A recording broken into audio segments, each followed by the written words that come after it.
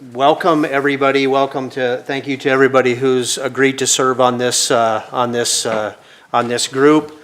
As we go through this process, it should be enlightening, and we have kind of an agenda in front of us that we set.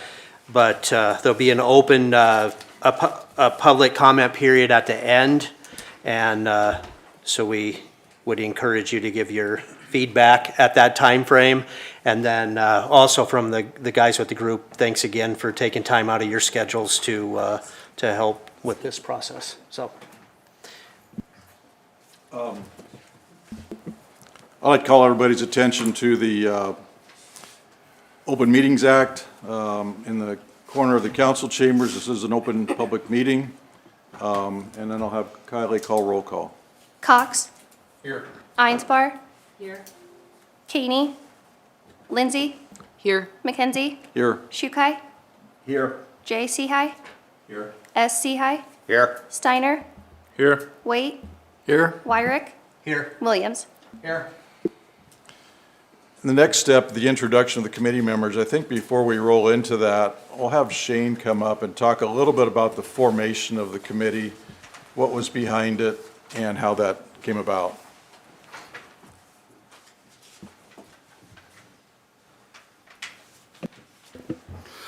Wow, it is intimidating coming up here talking in front of you guys. Kind of stand, yeah, no kidding. Said you get nervous. I feel you. Anyway, I better sign in here. Shane Clausen, 407 Ridgeway.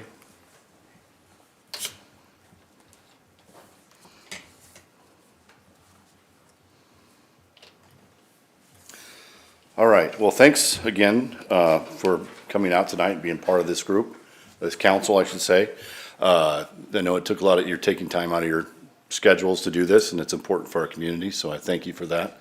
How this all came about, I guess, you know, over the course of the last few years, we've had a lot of discussion about TIF, and there was differing views and opinions about the subject, and sort of got to the point where felt like we needed to do something in order to protect the process, develop a process, and come to an agreement on how we utilize TIF within our community. Obviously, it's an important economic development tool for our community moving forward. And so some of the questions brought to me early on, and just sitting in that seat where you guys are at tonight, it felt like it might be a time to have an opportunity for a group of the community to get together and have these discussions. I felt like this was important not only to have the discussion, but to formulate a group that has diverse opinions on the subject. And sometimes you can get locked up in an echo chamber and make decisions, and it's maybe not the best decision. And a lot of times some of the real good decisions or good communication come out of groups that may not be on the same page or have the same opinions. And I'm hoping that tonight, as we move forward with this, we can come up with some ideas and how this will all work together. I know that, you know,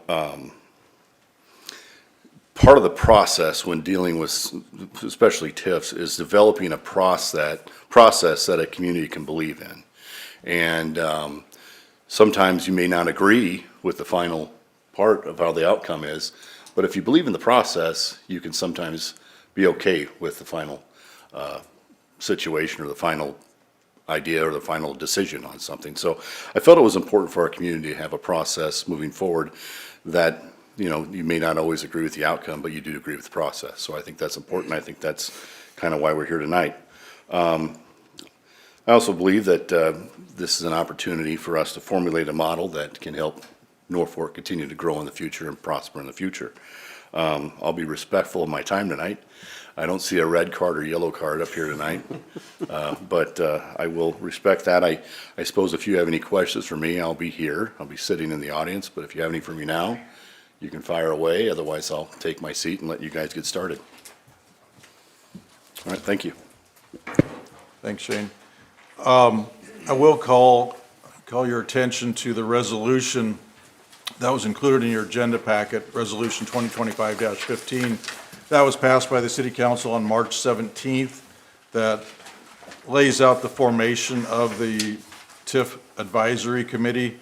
under Section 1, letters A through E, it talks about what the committee is to try to accomplish. And I'll just run through those quickly. A is to engage with outside experts to help citizens and city officials learn about TIF laws and guidelines. B, to interact with other municipalities in an effort to understand how other communities utilize TIF. C, to educate the public at large on matters related to TIF. D, to recommend a TIF guideline for the city of Norfolk and present the same to the mayor and city council. And E, to perform other duties and responsibilities as may be assigned by the mayor and city council.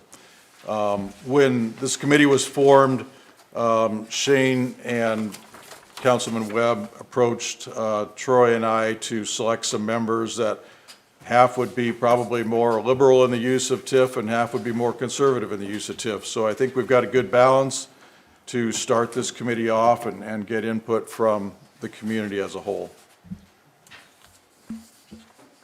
So with that, I think we'll go on to the introduction of members, and maybe we'll start down here with Zach and just move across the dais. Maybe introduce yourself, a little bit about yourself, and then go ahead and talk about your perceptions of TIF. We'll just combine number 4 and number 5 on the agenda together. Your perceptions of TIF and some of the expectations that you hope the committee will accomplish. Sorry to put you on the spot first, Zach. That's all right, I'll get it out of the way. So my name is Zach Steiner, longtime Norfolk citizen, grown up here pretty much my entire life. Have a family business here in town. God willing, this October, it'll be 3 generations operating in the same business, so that's pretty cool. I'm pretty proud of that fact. Have a beautiful wife at home, Kayla, 4 amazing kids. I spend a lot of time volunteering with Boy Scouts of America right now. I find myself getting into more trouble because I say yes to things like this, so here I am. My view and perception on TIF, I think in the end, as long as the community benefits, Shane, what your opening statement was that may not, agree with how it all happens, or how did you say it? I think the process, but the outcome, I think that really needs to be top of mind here. I just want to see Norfolk grow. Like I said, I've grown up here. I take my kids driving by things now and I tell them, oh, hey, I remember when this used to be this, and they get to hear the history of how Norfolk operates. We also homeschool, so we get to use Norfolk as our civics class, so that's pretty cool. So we spend a lot of time talking about different community things, going and seeing those kind of things and talking about how the city government works. So they had a ton of questions about what TIF was, so I had to get educated pretty quick so I could answer them. Not saying I'm an expert, but I think I understand the general concept of what we're all trying to achieve here. So I think I covered all the checks. Okay. Gina Lindsay, I've been a lifelong Norfolk resident, been here my whole life. Went to Wayne State. I've been in the banking industry here in town for a little over 30 years now. I guess my perceptions and expectations is I understand it can be a good economic tool, and I hope that we come up with directions to keep it going that direction. But I want it to be in the most fair possible manner as we can make it. My name is John Seahigh. I moved here in October 1976, been practicing accounting for the last 49 years in town and for Northeast Nebraska, sorry. And I have a wife, son, daughter-in-law, a few grandkids. But I've worked with TIF in the past, and it works great in most cases. And I think it's when it's appropriate, it needs to be used. It's a great tool. And I think our job here tonight, or for the next few weeks, is to basically develop some guidelines that will assist the council and the city in making good decisions. You'll never take the subjectiveness out of it completely, but we can help with that. And in the meantime, we can help educate the community as to why and how it works and when it's appropriate. I'm Jan Einsbar. I've been in this community since 1957, which unfortunately is not my whole life. But I am a retired attorney in town, and full disclosure, I was the attorney that did the redevelopment plan and contract for the first TIFs that ever happened in this town, which was, I believe, Hy-Vee West. And I did several other ones, so I'm familiar with the process, and I'm also familiar for another reason, in that my family used TIF for affordable housing development in the Meadow Ridge area. So I do have a positive attitude towards TIF, and I believe that part of our job here is, as John mentioned, is really to educate ourselves and educate the public about how TIF works. It's very complicated. If you read the statute, your eyes just glaze over. And I understand why people that, if they don't understand or try to read it, would think there must be something fishy going on here. But it's an opportunity for this community to utilize funds outside this community to help with the development of the community. So hopefully I can. I still have a lot to learn about it, I'm sure, and I'm here to listen and participate. Well, good evening. My name is Bob Waite. I'm retired from the school district for 14 years now. So I have a little bit of understanding on how TIF impacts the financial districts around here, not just the school district in terms of property taxes, but others. I liked what you said, Shane. I think it's important that this process go on. We need to know what that process is, and the community needs to know. Nothing makes people more angry than being left out in the dark, as we can tell what's currently going on at the federal level. I think we need to do better than that. I believe in TIF for helping this city grow. I want it to grow. It's grown a lot since I moved here in 1991 with 5 kids. Now I don't have any at home, and that's not all that bad. But at the same time, I think that we need to have a balance of how the city uses its TIF abilities, along with how does that impact those of us who are local property taxpayers. We need to know what that is. And I'm sure it's not as bad as some people would like to think it is, but I think in order to be transparent, we're going to have to come up with some process. I like that. Some process and I've been thinking about this, some form that those who want to use TIF need to complete so that everybody knows what's the situation with each particular project.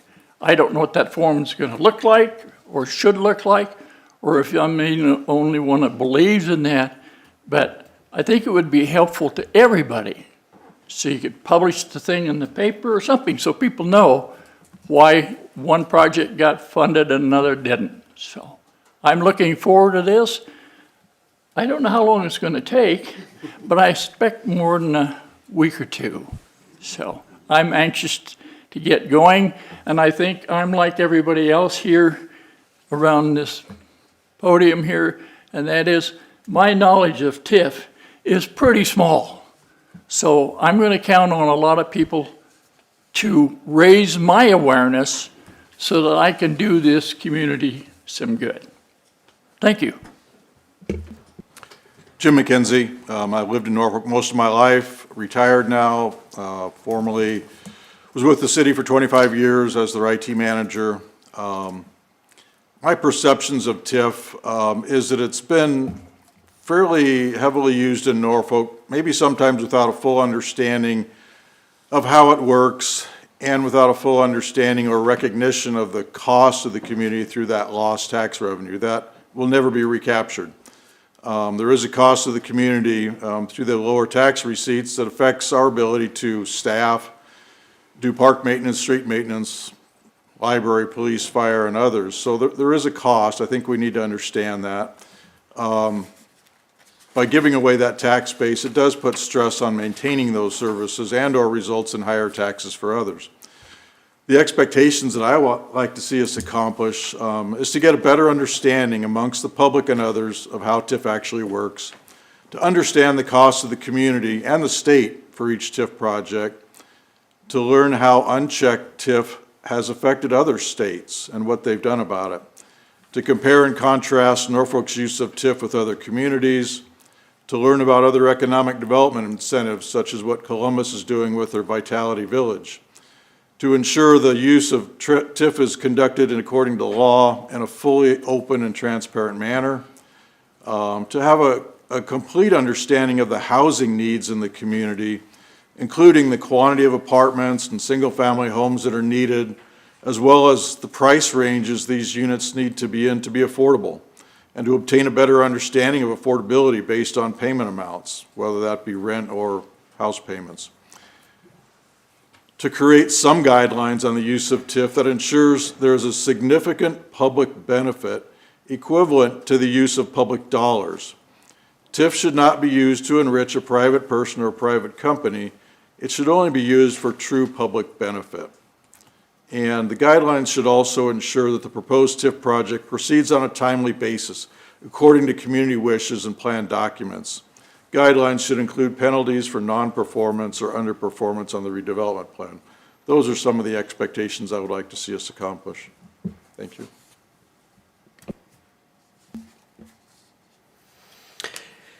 I'm Troy Wyrick. I have lived in Norfolk my whole life. I was born here and graduated from high school here. I lived in Lincoln for a short period of time, but overall, I have a business here.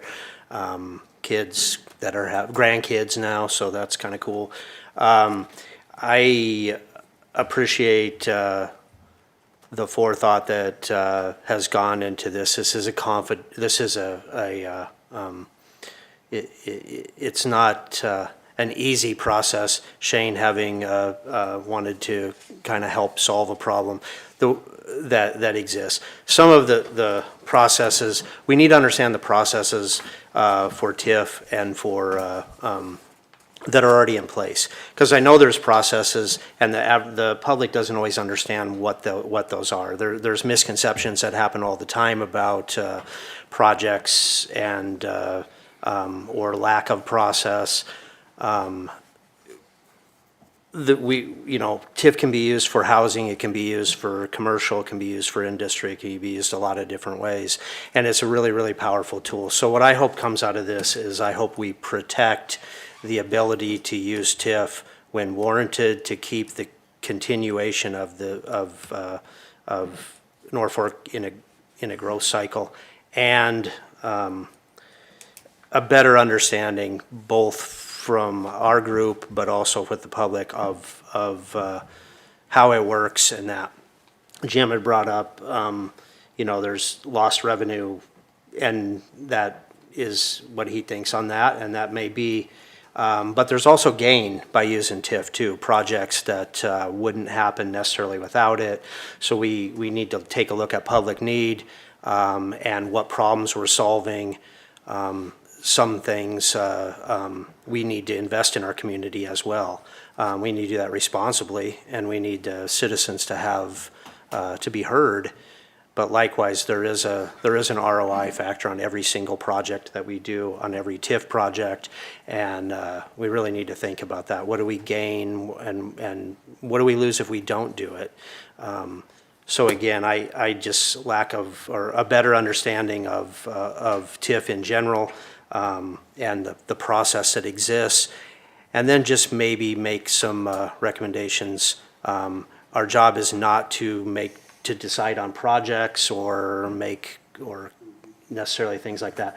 Our job is just to kind of look at the process, how it happens, and if there's ways to improve the process or put things in place that can help protect the process and protect the city, the taxpayer, and also the developers and everybody, just make the process simpler. So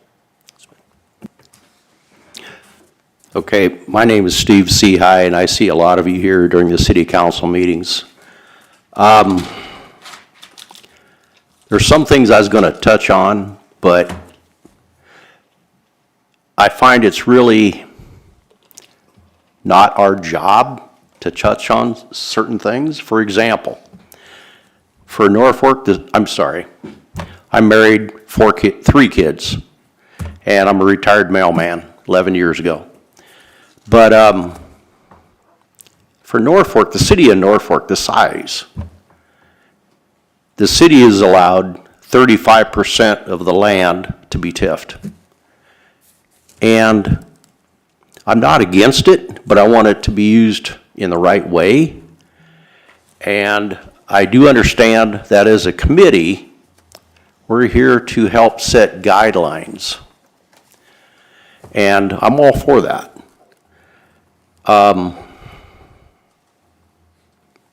There's a lot I don't know about TIF. I've been on my laptop reading state laws about TIF, and I'll tell you what, there's a lot to read. Oh, man. But I'm going to keep an open mind, and I'm glad everybody up here, you know, we're both sides of the aisle. Let's put it that way, and that's okay. That's how we can accomplish some things and learn a lot more. That's all I can say at this time. Thank you. I'm Clint Shuckeye. I've lived in Norfolk since 1980. Served here as a city attorney for a number of years. Also been the city attorney in Hastings, Nebraska. When I looked at this, and if you look at the next thing on the agenda, which is really scary, because I did read the community development laws today again, and so that's in and of itself scary. But you know, I think that when we talk about this, we have a TIF policy in Norfolk now, and again, my perception may be wrong, but my perception is if you ask for TIF, you get it. I'm not aware of TIF being denied.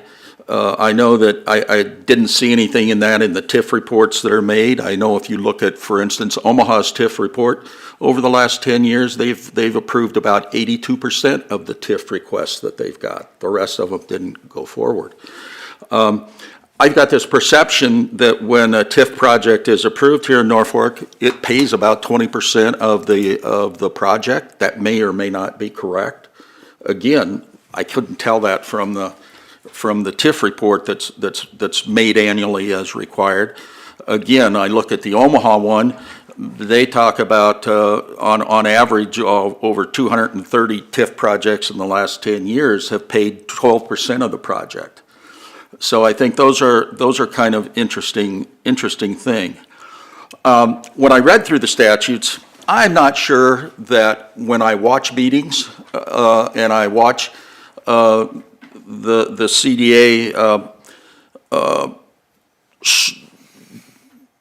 take their action on and review the TIF applications, I'm not sure that I see all of the things that are provided in the statutes seemingly being considered. And part of my concern about that is I think, and people could differ with me, I think that TIF is a issue that is a quasi-judicial activity of the elected officials. When you have a TIF applicant in front of you, that TIF applicant is affected differently by the decision that's made on that TIF application than is anybody else in the community. It's not like if you increase water rates, it affects everybody the same way. And so, as a quasi-judicial function, you can look anywhere. I even looked at AI, it agreed with me. Ex parte contacts with developers are unethical. And I think that we have those. I don't think that we should have those. There are cities that have ordinances that say, if you're contacted by somebody on one of these quasi-judicial things, you have to report that they talked to me at the next city council meeting in an effort to get rid of that. Because that's one of the reasons that I think that there may not be the community the community buy-in for TIF, because you don't know what's happening with that. I've also come to understand recently that there are meetings with developers present that are given the name of a community development, economic development subcommittee. And the CDA here has 9 members, and if everybody attends that meeting, there's a quorum of that meeting, of the CDA that actually grants the TIF financing present. It's a violation of the public meetings law. And so those are some things that I think relate directly to, one thing I saw Troy say, talking about a TIF matter here in this chamber, that it was important to have community support for TIF. Mayor said it's important to have things that you can believe in. I think all of those things are things that have some potential to affect those. So when I look at the expectations, I have expectations that I think ultimately the citizens deserve a council that treats citizens as well as developers fairly. And developers need to know what they should be shooting for with their development. That shouldn't just be a wide open thing, whatever that might be. The TIF laws are kind of loosey-goosey, if you will. And so I question sometimes, just because you can do something, just because you can get by with it, doesn't necessarily mean that you should. And so I think that's present. I would hope that ultimately there'd be some suggestions that advance the spirit of TIF. When we talk about this community, a couple of examples that I think are just belong at the top of the list for successful TIF projects is Hy-Vee East. I mean, that was urban renewal, and I think was a great project. I was privileged to work, Jan, with your dad on the Meadow Ridge properties, and I know how hard he worked to meet those targeted income requirements for the people buying those.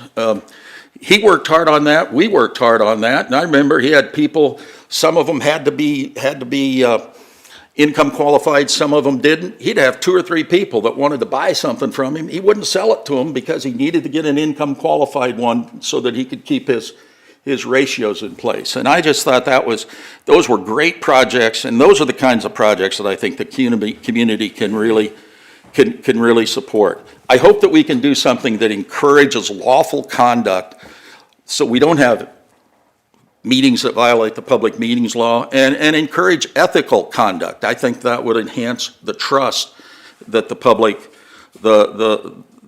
has. And then lastly, I think that to really have effective guidelines for TIF in the community, we need to have the community leaders talk about, this is what the development is focused on, and have something that truly advances the common good. Thanks.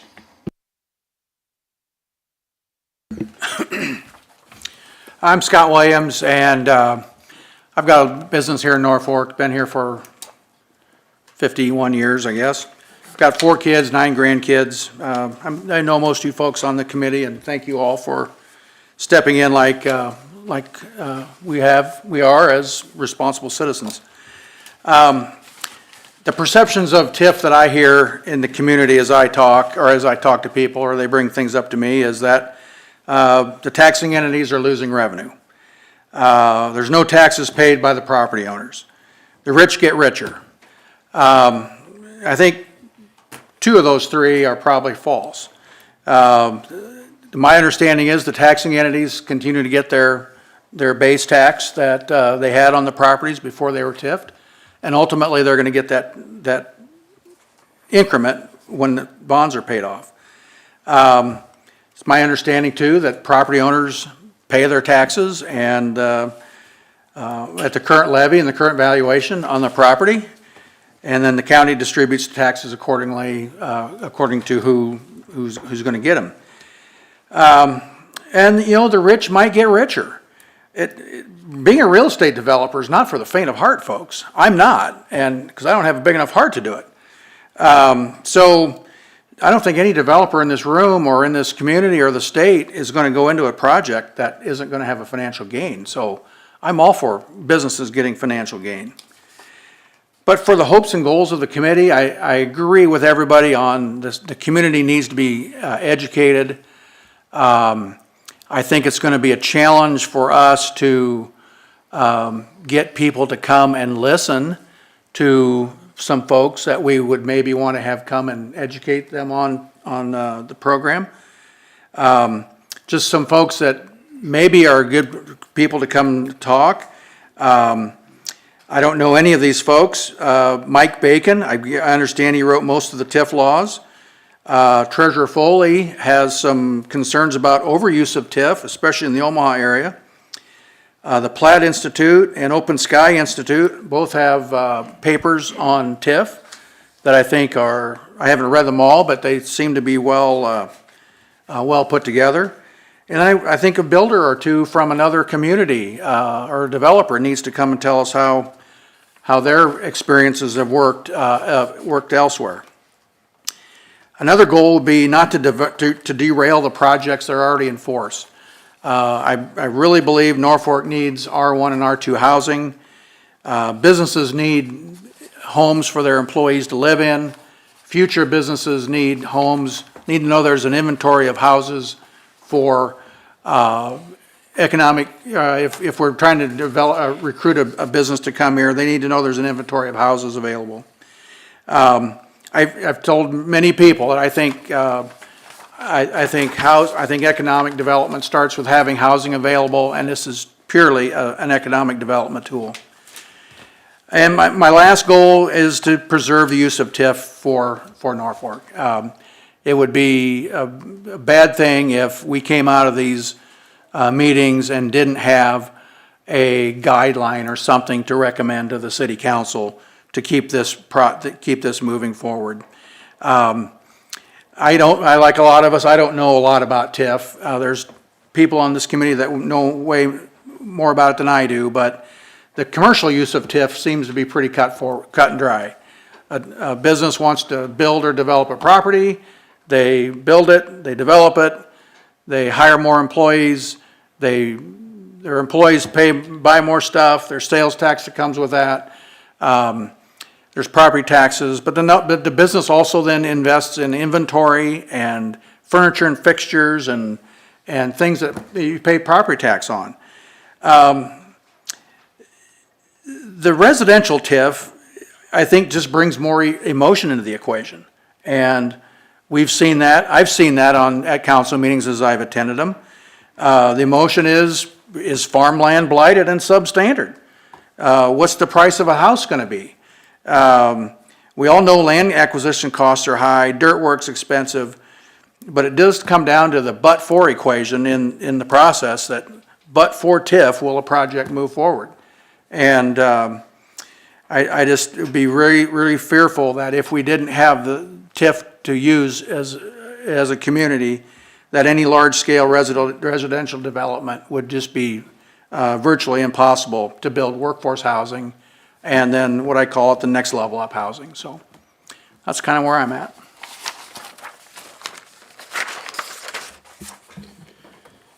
My name's Philip Cox. Lived here for 61 years. I've learned a valuable lesson. Zach was right. You get to go first. You get this done. And I'll never sit on this side of Scott Williams again. Everybody took all my stuff.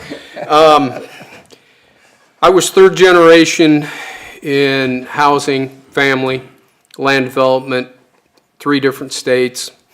106 years before we had to shut it down. 50 years ago, split foyer affordable house, we were building them for $19,900. Those same houses in Woodland Park today there are some well over 200,000. My dad almost got sick to his stomach when they went over 100,000 because he said, this is not affordable housing because the incomes haven't kept up. One of the communities we built in that we used TIF was Sidney, Nebraska.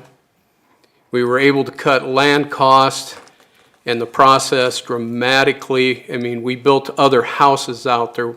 The team that I was involved with, Cox Clausen, we built everything from affordable housing to some pretty nice big homes. You had Cabela's out there, and that's one of the reasons that I think Aaron was the one dating the real estate agent's daughter out there, so I don't remember how it went. Mike Bacon, his name has come up. He was the attorney on our project. You know, Shane and I were talking about that. I had to sit there. They made me sit beside Mike Bacon. Mike Bacon's very calm, like most attorneys, pretty calm. I was pretty high strung. And every time I heard a comment that I wanted to answer, I would start to stand up and Mike would just reach over and tap my knee. I'd probably tap my knee a dozen times. To me, the biggest thing about TIF is you got to educate people. You've got to educate them. You don't try to convince them. You got to educate them. You got to tell them, what is this going to accomplish for projects? Not a specific project like was set up here. We're not in the business to design a project. We're here to try and figure out, how do we make this better? How do we make it safer? How do we keep it in check? Because, boy, we found out there was a lot of developers in the state of Nebraska that were not real honest, okay? We used it specifically for land cost and cutting the cost for those first-time home buyers. So if we can't educate the people, it's gonna be pretty tough go, because residential is so much different than the commercial, the aspect, the thoughts. Everybody wants commercial, everybody wants industrial, okay? And they know the costs are heavy. But it's the same way in residential, we just have to teach people. That's it.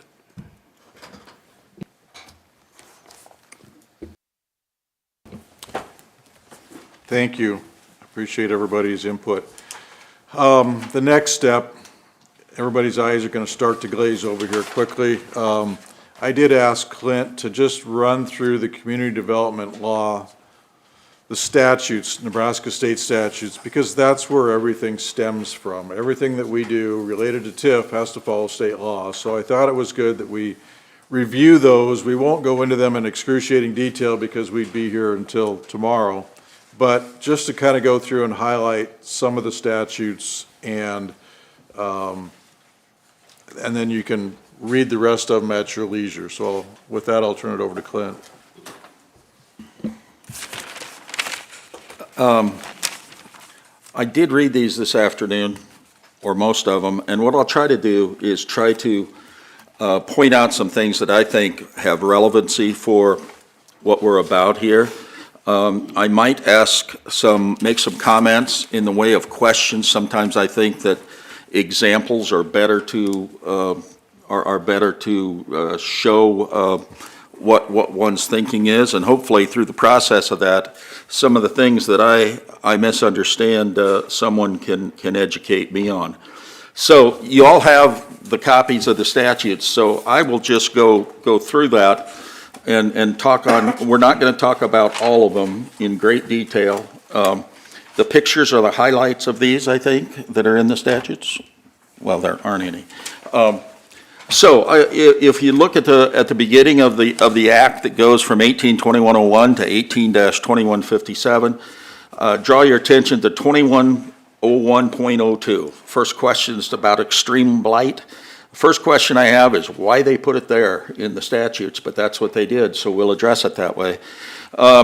We oftentimes hear the notion put around that if we have TIF, the TIF can extend for up to 15 years or until the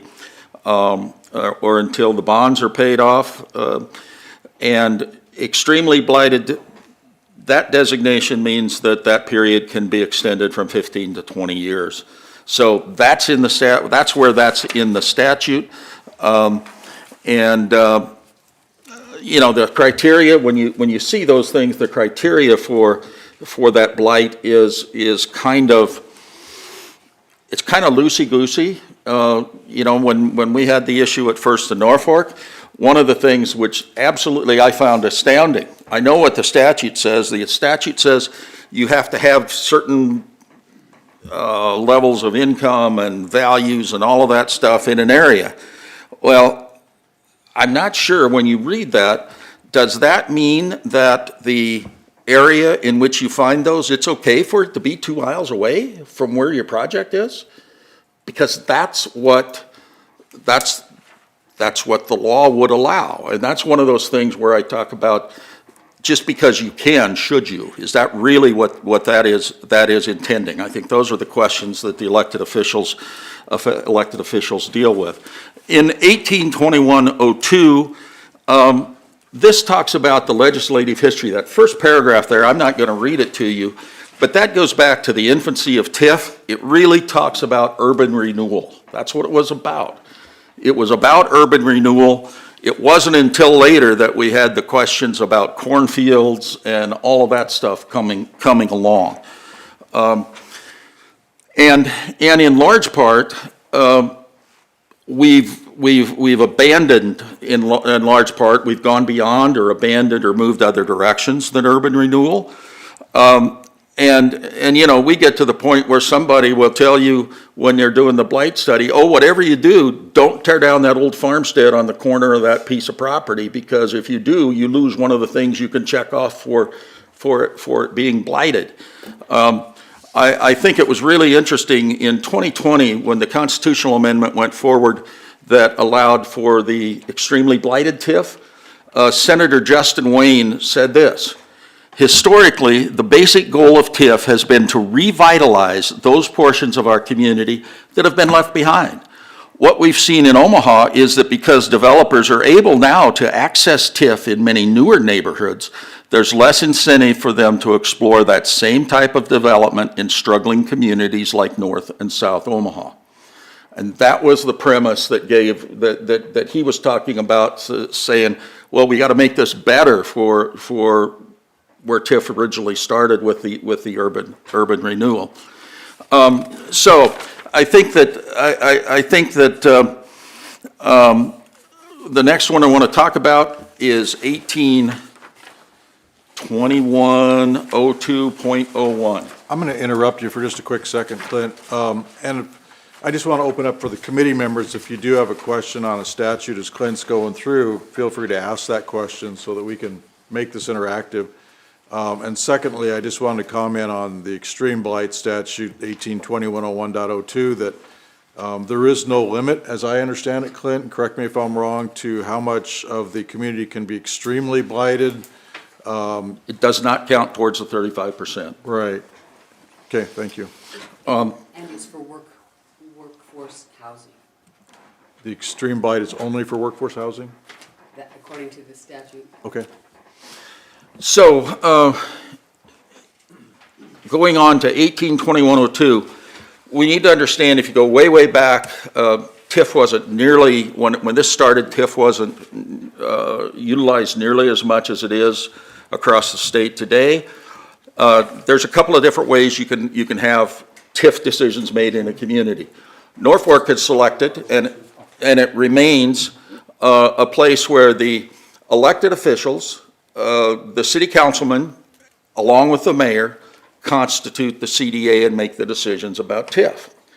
There's also a provision, and it's set forth in that statute 2102.01 if you want, where the mayor appoints a board with the approval of the council, and they make those decisions. There's arguments to those both ways. One of the things that is easily said is that where you have it the way Norfolk is set up, the folks making those decisions about granting the TIF are the people that are the elected officials. They're not just appointed. It's kind of a big deal, and so that's got some real merit to it. On the other hand, in some of these other places, just understand that other communities may not be the same.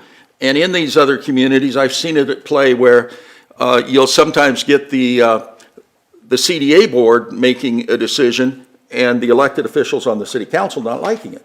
So that makes for some interesting exchanges too. So the key is there's just two parts of that. Clint, do we have a CDA board, or is ours the mayor and city council? Ours is the mayor and city council. So ours has 9 members. Unlike the city council, the mayor is not a voting member at the city council except if they provide the 5th vote, which is oftentimes said they can vote in the event of a tie, but that's not exactly right. They can provide the 5th vote. But the mayor always is a voting member of the CDA, the way it's formulated here in Norfolk. Okay? When we look at 182103, we're not going to talk about all of these definitions, but there are a couple that I think are worth it. First of all, when you look right there and it says the community development law. Community development law, as it talks about in that first line of 2103, means TIF. Community development law means TIF. And so then the other definitions that I think you should become familiar with are blighted. And this is the section where it talks about 4 or 5 lines up from the bottom. That's where it limits to 35%. And then we have the extremely blighted definition, which is number 13 on the next page. That's the one where it says the average poverty, if you look at the last one, that's the one I was referencing. The average poverty rate in the area exceeds 20% for the total federal census tract in the area. Well, when you read that, do you think that in the area means it can be 1.5 miles away from the property that you're wanting to describe as extremely blighted? I think it can be under the laws in Nebraska, but my question is, should it be? Is that in keeping with the way it really was intended to be? One of the next ones, substandard, we talk about blighted and substandard, that's number 31 on the next page. And if you read the definitions to substandard, when you read that, you don't get the feeling we're talking about a cornfield there. You're talking about structures. You're talking about dilapidation, deterioration, age, obsolescence, all of that kind of stuff. So that's because we talk about blight and substandard. We should be aware of that. Workforce housing is defined in number 32. Workforce housing is one that's really kind of an interesting one because it talks about owner-occupied housing units not more than $275,000. Well, that's what it was set at the time that they passed this. But then if you read a little farther, it says, and the Department of Economic Development is supposed to use increases or decreases in the producer price index to adjust that number of $275,000 on an annual basis. And I'm not sure what it is. It's hard to go on the economic development site and find it. It's either $325,000 or $330,000 is the amount now. And that's the amount, doesn't take into it, that's the amount to build the house. It's not the amount for the land or anything else. There's also, subject to that same thing, originally it set $200,000 per rental unit if you're going to construct it. That's also had that inflation factor on it. I don't know when they changed that. There's probably somebody in here that does. I don't know when that is changed. I don't think they do a very good job of telling us what it is. Those are the definitions that I think are important. I just want to, in passing, talk about 18-2103.02. That talks about when you're doing redevelopment by the authority shall provide relocation for people that are displaced as a result of that. There's also some other statutes about that, both 18-2154 and 76-1215 that enter into those sorts of deals. 18-2109. We'll skip some of those things and come over to 2109. And that is after you've got the property that's blighted and substandard, and that's met the definitions that are back there that define when something's blighted and substandard. The next part of the process is there's a redevelopment plan. One of the things that's interesting is 18-2111. Who may prepare the plan? Jan talked about preparing the plans at one point in time.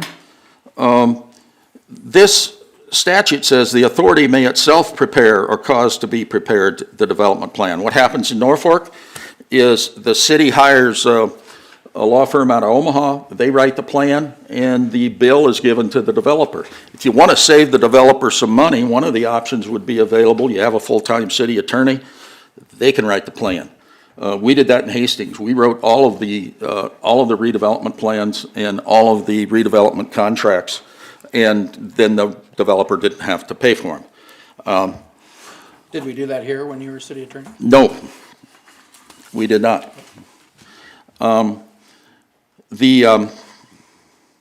So that's just one thing in passing.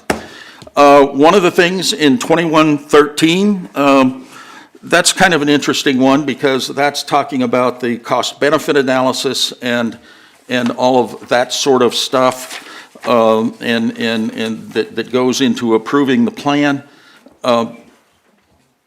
One of the things I think is interesting about that, because we've had the question about, is there a cost to the property taxpayers of the city if there's TIF approved?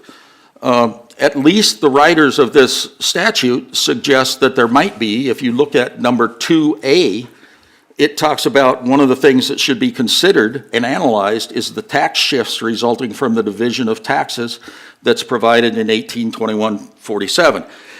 The division of taxes, that's when you take the base value and you say the base value was $100,000, the increment added $500,000 to that, so you divide the taxes and would it be 1/6 of the taxes go off to the way where they were before the TIF was granted, and the other 5/6 go off to the developer to pay off their bonds. So there's at least some notion that there is that, and I think as it relates, someone up here talked about housing being important. One of the things that I think is kind of interesting, and there's a 600-page TIF report that's made by the Department of Economic Development to the legislature every year. One of the things that it goes community by community, and if you look at the percent of the TIF money that goes to housing, in Norfolk last year it was 56% of all the TIF money went to support housing. The statewide average is 16%.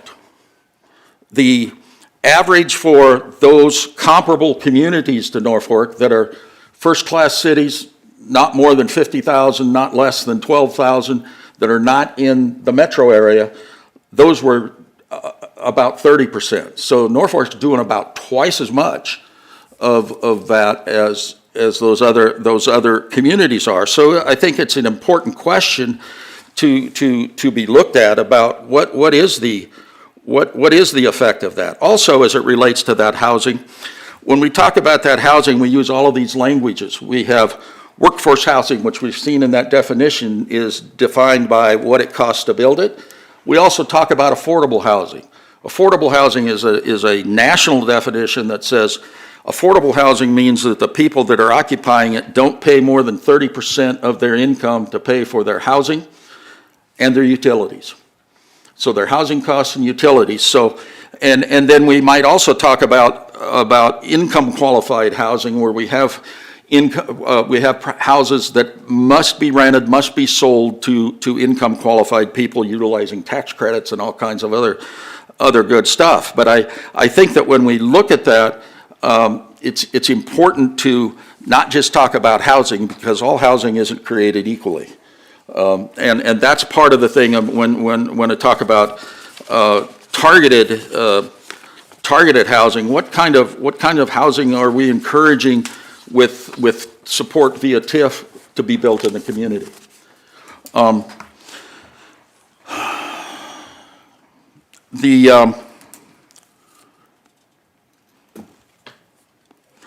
18-2116 talks about approving the plan. There's a number of important things in here. If you go down about 5 columns, or five lines in subparagraph 1, that's where the but-for language appears. It doesn't say but-for, but it says you have to find and document that if it wasn't for the TIF monies, the redevelopment project would not be economically feasible. So, but for the TIF money, it's economically feasible. That's where that appears. One of the things it talks about, and they talk about the cost and benefit of the redevelopment project, including costs and benefits to other affected political subdivisions. It's one of the things that Bob was talking about in regard to that. That's one of the things that in the process for TIF, there's notices that have to be given to all the other taxing districts.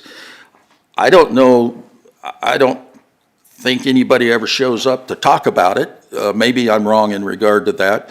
But one of the questions I think might be appropriate is saying, what do those other political subdivisions that are affected by the decisions that the city makes, how do they feel about that? And I don't know whether that's something that's considered at this time as well. Again, the notion that that this is free, this wouldn't happen but for TIF, and it doesn't have any other consequences. The demand, it talks in the bottom of page of subparen 1, the demand for public and private services have been analyzed by the governing body and found to be in interest. So it suggests that there is a cost there. One of the things, and when we look at things in Norfolk, I was moved by the fact that 56% of the money goes to housing. And then, does that affect our property taxes? I think that really is a discussion that needs to be had. We had all this stuff at the state level about property taxes last year, because property taxes over the past 10 years had gone up 56% in Nebraska, and so we're talking about all of this stuff. The property taxes, the city's share of property taxes by comparison, have gone up 256% in that same time period. 5 times as fast as statewide property taxes are, based on the decisions that are made in this room about TIF and everything else. So I think that the statute contemplates that those decisions are specifically addressed. Maybe, and so maybe there's something that could come out of that here. 18-2117 talks about plan modifications. So there's a process where if something changes, you can come back and you can modify your redevelopment plan and go forward. There is, on 2117.02, it talks about redevelopment projects, the annual report. So that annual report is something that should be available because it's due on May 1st. And you can go out and find those for all kinds of communities in Nebraska. And so that may be something that we can look forward to seeing. When you look down at the bottom of that page, 2117.03, that says these are the things that can be used and can be used as TIF expenses to be. I'm going to interrupt you before you jump into that real quick, Clint. So on that TIF report, so do we have a local, and I'm going to ask Randy, do we have a local TIF report that we can have for the next meeting? Yeah, that report's been prepared and sent out to the governing bodies, and it will be on the next city council agenda. Okay, very good, thank you. Okay, 2117.03 talks about the costs that can be incurred. There also are, as Jan mentions, workforce housing allows some of the costs related to actual construction costs that can be put into that, which is one of the things that can be present there. So those are the kinds of things that can be that can be utilized with the TIF money. 2117.04 talks about retained plans and documents. You know, I guess this would be a question for some of the city staff here. You know, there's some great stuff on the website here about the redevelopment plans are on the website. You can go out and you can look under the economic development. You can find in planning and community development, you can find the plans online. I don't know if there's some reason that the redevelopment contracts aren't on there. Those are hard to find because you got to go back. If you want to read one, you got to go back and find when it was approved. And it seems to me like it would be easy to put that on there, and I would encourage you to consider doing that. Also, the kinds of records that show what's paid for that, if you're looking to have the community understand it, I would wonder why there wasn't any reason that you couldn't put all that on the website and see what the city is financing with their TIF monies. That's just what one guy thinks.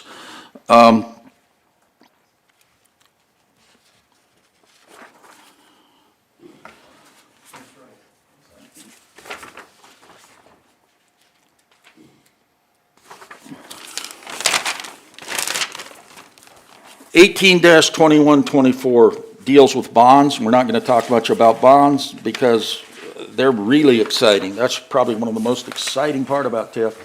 The key to the bonds as it relates to the discussion that we have is that when the bonds are issued, it maybe wasn't this way back at the beginning. I think that some political subdivisions took some real risks by issuing the bonds themselves, but what happens now is the developer is responsible for either buying the bonds, selling them to their friends, selling them to their banker, or whatever. There is no full faith and credit of the city for those bonds. The only thing that the city obligates towards the payment of those bonds is the taxes from the increment. Okay? You know, I was really interested, and some of the folks here that utilize TIF, I was really interested in what would happen, think about this, and maybe it was, what would happen to the TIF projects that were existing if the government, if the state would have cut their property tax by 40 or 60% last year. I never did really get an answer to that, but I thought that was kind of an interesting one. 18-2142. A couple of things that are interesting with that. And that is that there's construction of workforce housing. It talks about that being there. And one of the things that it talks about, it talks about there needs to be a housing study involved. If there's a city of the first class, that housing study needs to be within 60 months of receiving that. When I go out and look at the housing study, the last housing study that I'm aware of, somebody can correct me if I'm wrong, was 2021. The Norfolk Housing Agency and the Chodo, I think, Roger, participated in paying for that. The housing study was done for that. That's on the website of the city. When you go through and read it, it doesn't talk about affordable housing or income qualified housing or workforce housing. It talks about housing. It talks about numbers of units. I wonder if, I don't know if and then I did read a recent article, Candace, that talked about that you said your office had done a housing study in 2021, and it was talking about the need for 770 additional units and there's 630 that have been built. I don't know that. Your study isn't on the website. My study would be the same as the housing. Oh, well, it said that your office had done it, which, okay. But I think that would be helpful, because one of the things that it would be great when you're considering these TIF projects to talk about, hey, this meets this need for this kind of housing, so that we're not just throwing all of those things together in a bucket. The other thing in 21-4201 talks about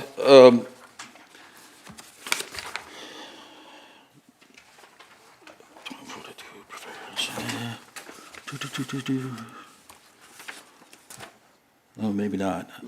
My notes are not as good as they could be. 2142.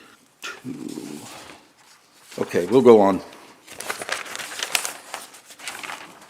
2142.05, that talks about the workforce housing study. We just talked about that. 2143. 2143 talks about that the provisions in here are liberally construed.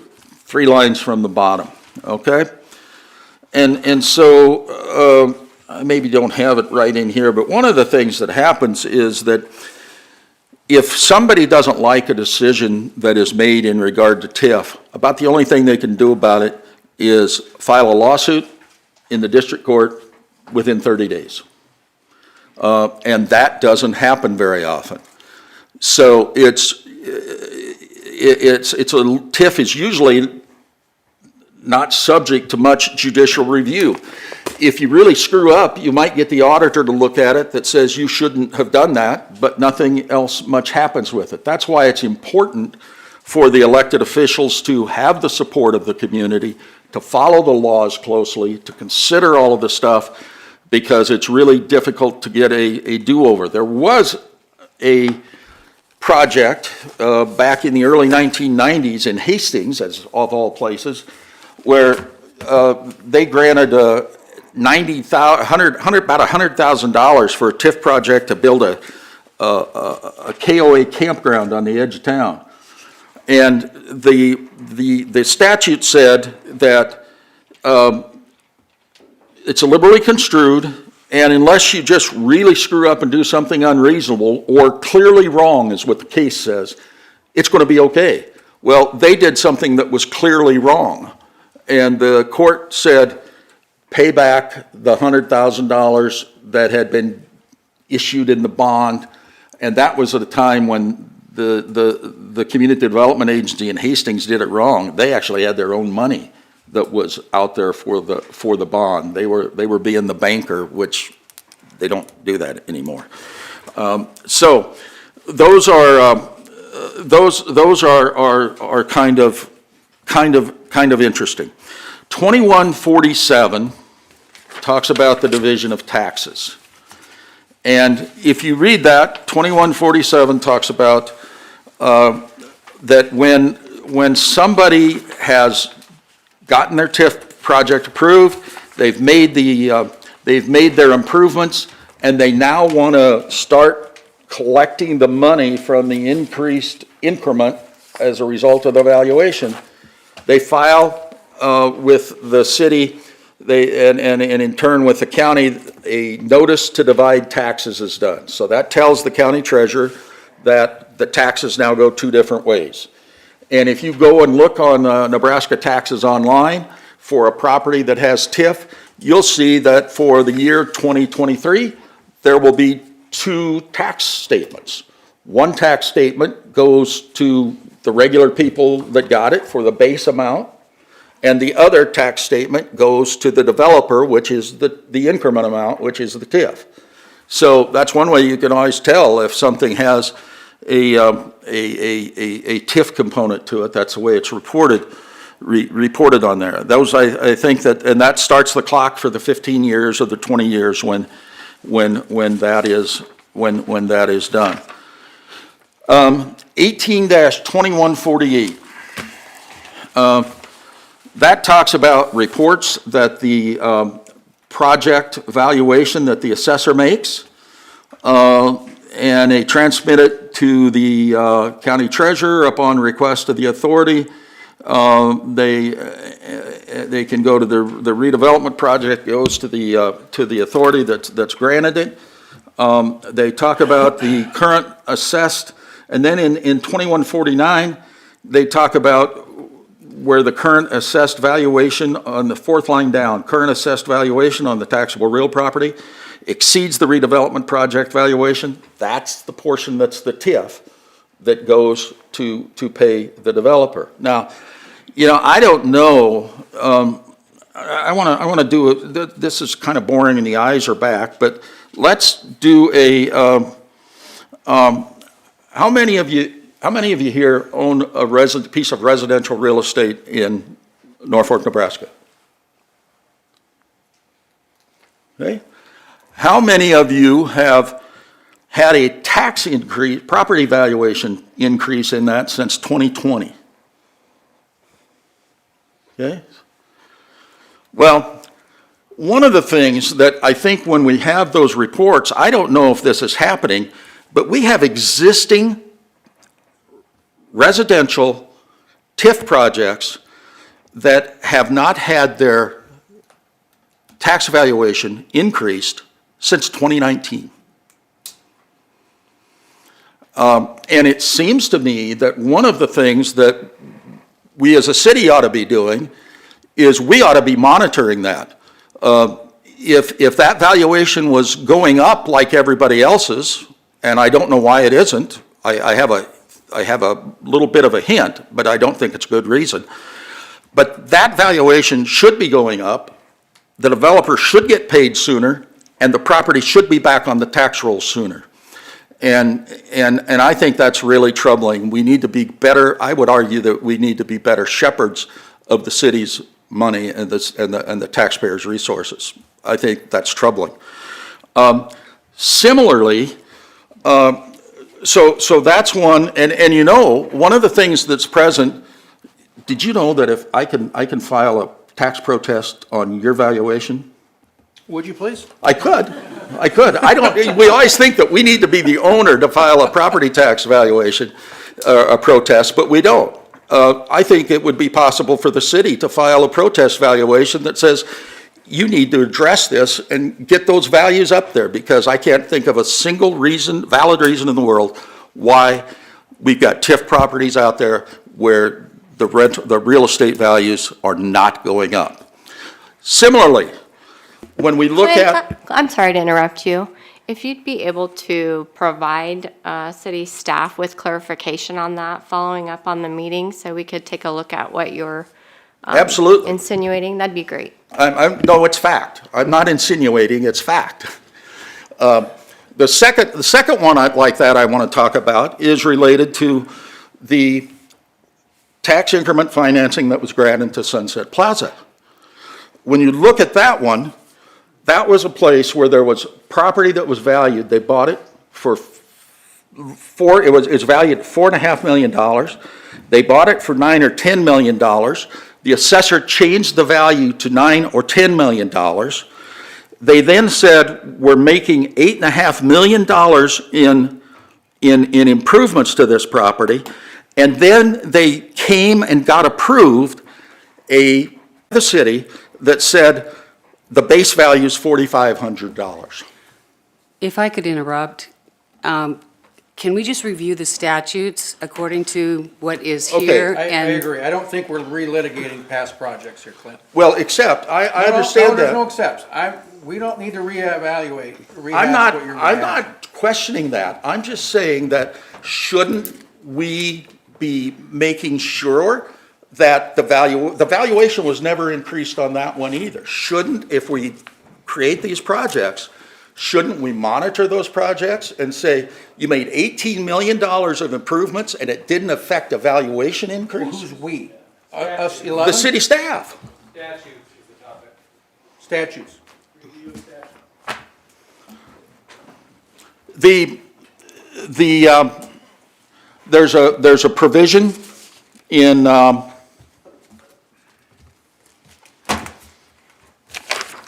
there's a provision in 2154 talking about relocation of individuals and replacing housing units.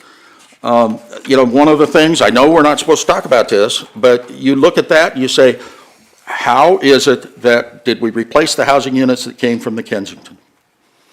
Statutes.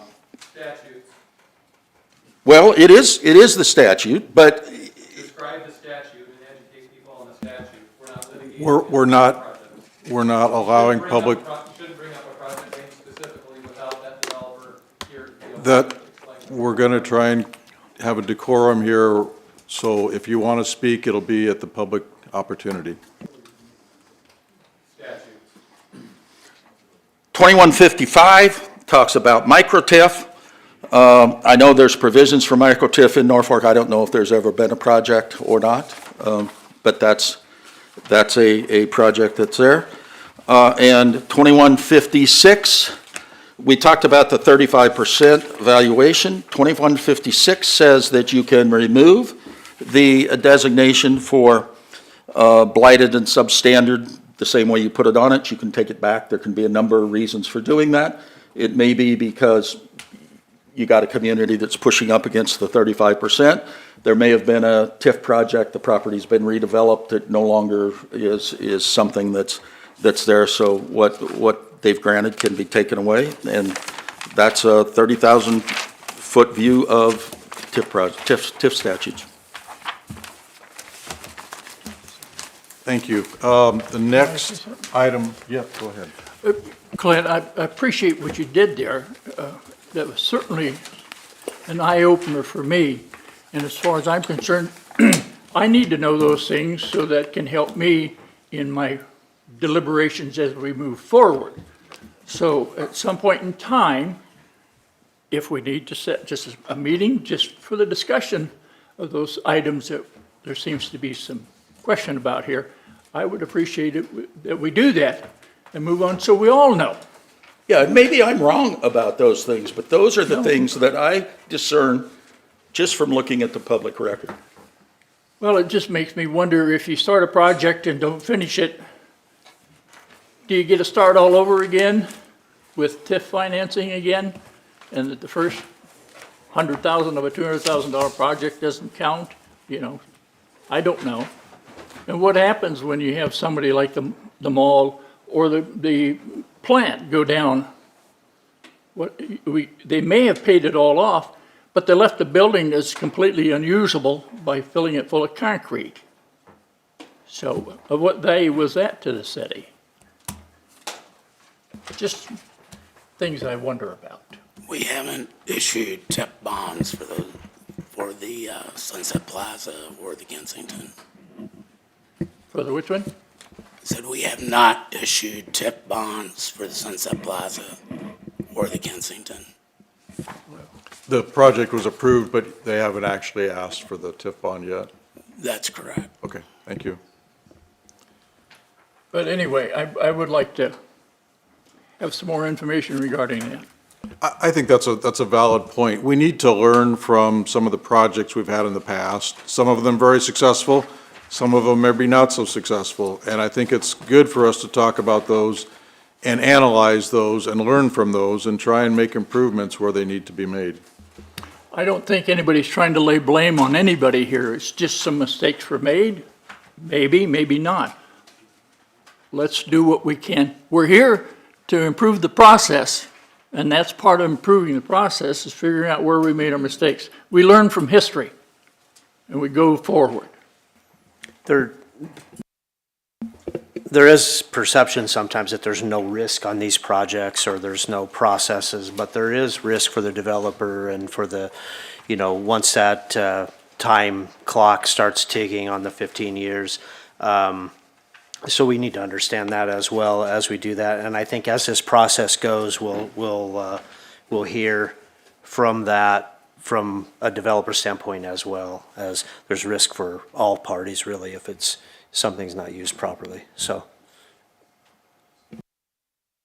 Okay, next step, we will have Candace review the city's process for an application for blight and then TIF, and then Bob had mentioned questions about a form. I believe there is a form, and maybe before the next meeting or as soon as possible, Candace, maybe you can distribute that form to the members as well. You bet. Right now, Kylie is pulling up the city's website. In addition to sending the information out that I'll show you tonight, anyone can access the information from home and read about it. I'll start with blight and substandard. So the maps for our current blight and substandard maps are areas that have been designated as blight and substandard can be found on the city's website. This is the homepage here, and if you scroll down, there's a blue bar right across the middle. Access maps right here is where you can go to access those maps. Right here, blighted and substandard map.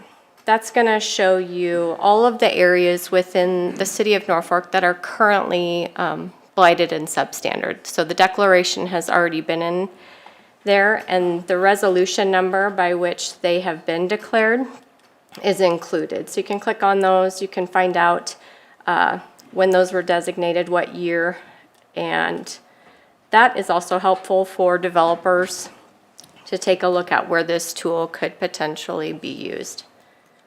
So for when a developer is interested in utilizing tax increment financing, the blight and substandard designation has to be in place prior to the submission of a redevelopment plan. And so if the area that they are targeting for redevelopment does not have a blight and substandard designation, they will typically approach the city employee and begin to talk about what they want to do. In the cases of larger swaths of land, for example, this purple area is our downtown, the redevelopment area.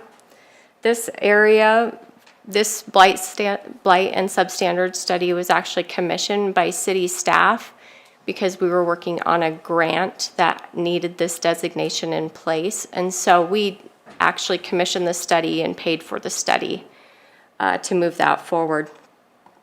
In the case of a developer who wants to do something project specific, most recently Kelby Herman's project, which was out here on Highway 35. That was commissioned by Kelby Herman. We asked those developers in those project-specific cases to take on the cost of the, sorry, I was up a little high, take on the cost of that study and to commission it. We will bring them forward to the Economic Development Subcommittee, and there the developer takes a look at the map, what they're looking at blighting, and has a conversation with the Economic Development Subcommittee about what they intend to do. At that point, it's very high level, but it does give the subcommittee an opportunity to provide feedback. And we also take a look at other areas that could be targeted for redevelopment.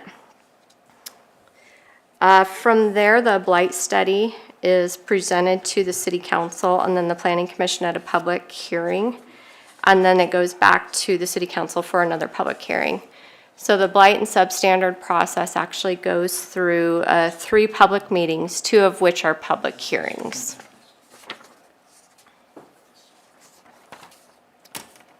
For tax increment financing, I'll take you back to the home page. If you go to government here at the top and you go down to finance, on the sidebar here on the finance page, you'll see tax increment financing.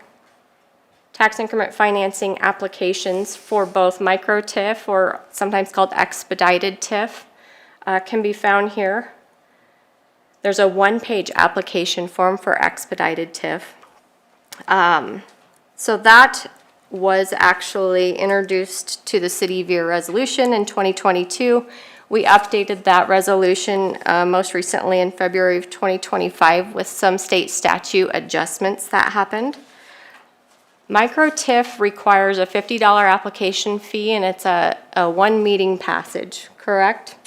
We have not actually done any micro TIF projects here in the city of Norfolk yet, but the tool is available for use. So who would apply for that? Who would apply for a micro TIF? So right here on the website lays out the statute requirements for micro TIF. And so redevelopment plan is only going to be able to include 1 project. That project includes repair, rehab, or replacement of an existing structure that's been within the city limits for at least 60 years. Redevelopment of a vacant lot, but that vacant lot must have also been in the city for the last 60 years. Project must be located in a county with a population less than 100,000. And then the existing structure is at least 60 years old.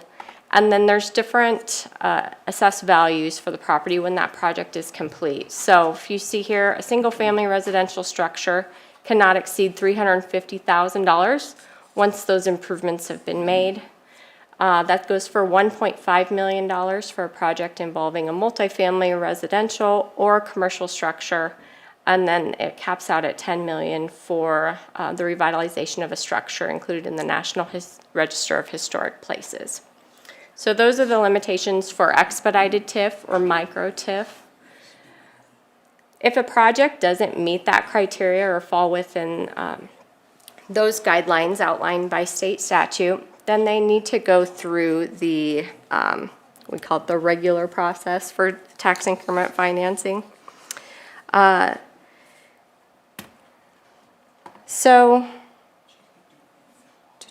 Excuse me.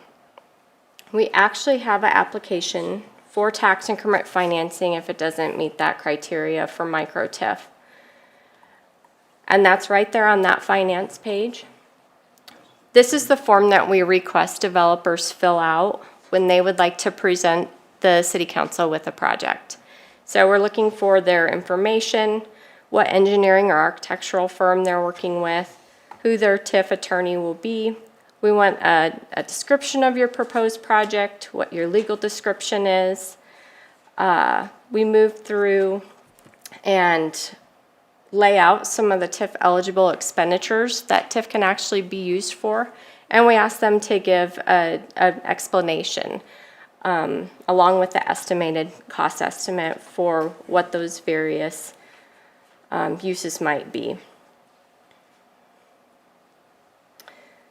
So I think it's been a great form. It's provided a lot of continuity to our process. It gives us a good understanding of what the developer is looking to do right out the gate.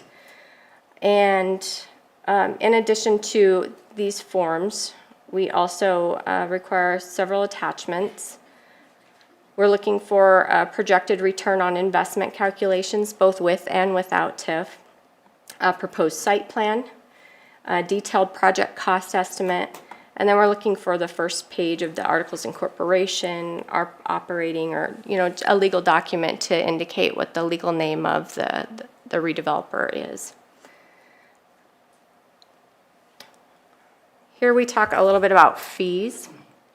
So the agency, and that's as stated before, the city operates under a CDA or a community development agency. So that's who the agency is referred to as here.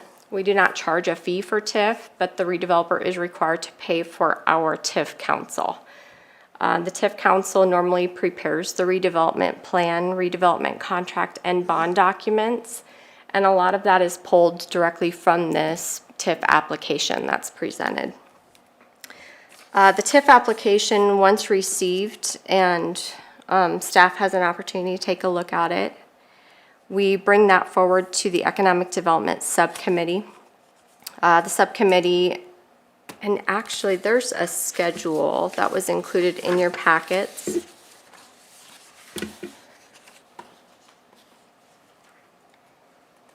And I will pull that up so everyone can see.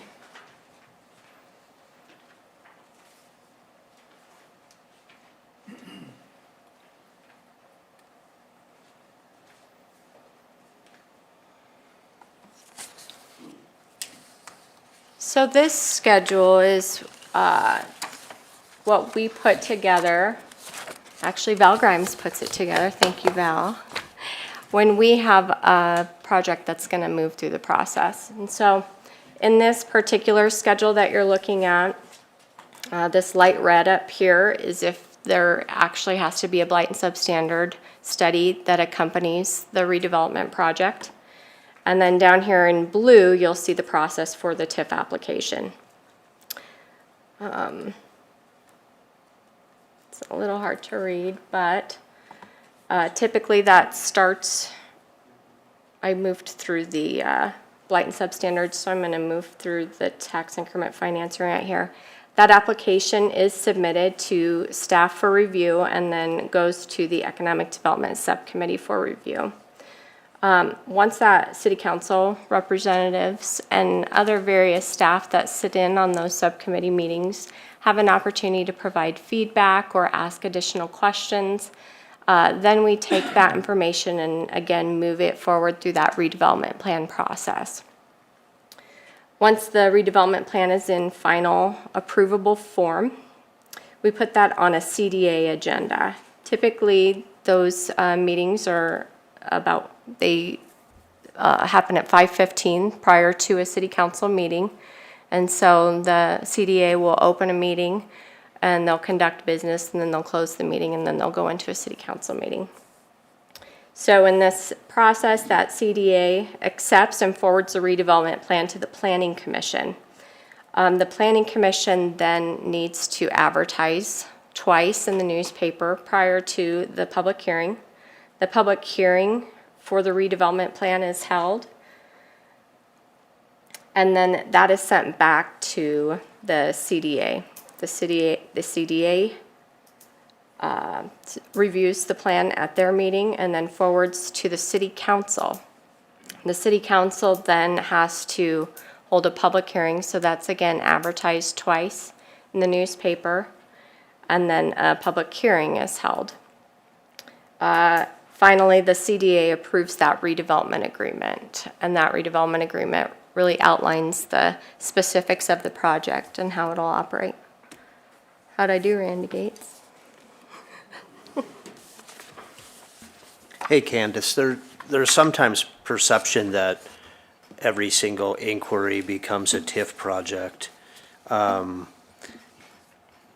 Is that the case, or are some inquiries, there are inquiries that don't become reality? Am I correct in thinking that?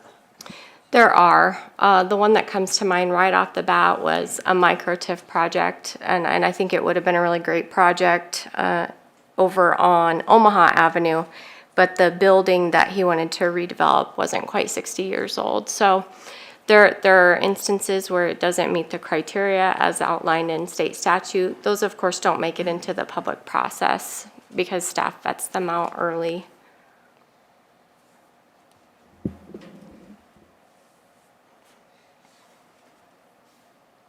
Okay. Any questions for myself or other staff members?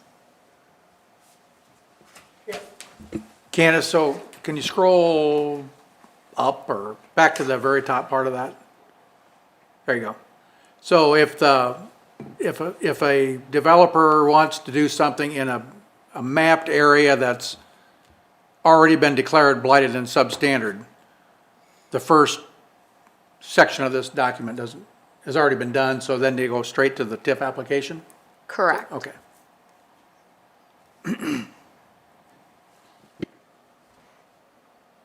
Thanks, Candace. The next item on the agenda is to review an outline of agenda topics for future meetings. You should have got a piece of paper on the table here, which is a list of potential future TIF committee agenda topics. Number 1 and number 2, reviewing the community development law and reviewing the City of Norfolk process has been completed. Make sure everybody's got theirs. We're missing one. I'll share yours, you can pass Okay. that down to them. There you go. So number 1 and number 2, we pretty much accomplished this evening. Number 3, review the League of Nebraska Municipalities TIF manual. It's about a 300-page manual. I don't know that we really need to go through that. It might be something that we'll distribute. It at least gives you the resource if you so choose to access it. We can potentially send that out to everyone. Number 4, working through a blight study example. I think it would be good to go through an actual blight study from a project that we've had. understand what qualifies for blight and extreme blight, according to state law and the community limits, so that we at least understand that a little bit better than just the quick review we did on the statutes. I think it would be helpful to work through a redevelopment contract example, an actual redevelopment contract. What's included in that, what are the components, have a full understanding of what qualifies for TIF reimbursement, how the TIF is actually calculated, what is not eligible, talk about workforce housing costs and how those work into a redevelopment contract. I think that would be helpful, again, to have a better understanding of those two main components of blight and TIF. Review the micro TIF. We kind of ran through that real quick, and maybe that's a real short one. I'm not sure how important that one is. Understanding the cash flow of a redevelopment agreement, from issuing the bonds to property tax collections to the notice to divide to the payment to the developer. I think maybe in a future meeting, we could ask Randy to kind of step through that whole financial back-end process on how the money flows. I think that's important. And number 8, the other part of that back-end processing is the documentation. What documents does Randy get that he reviews for reimbursement? How are those retained? How are those distributed? I think it's good, again, for the public to understand that process and for this committee.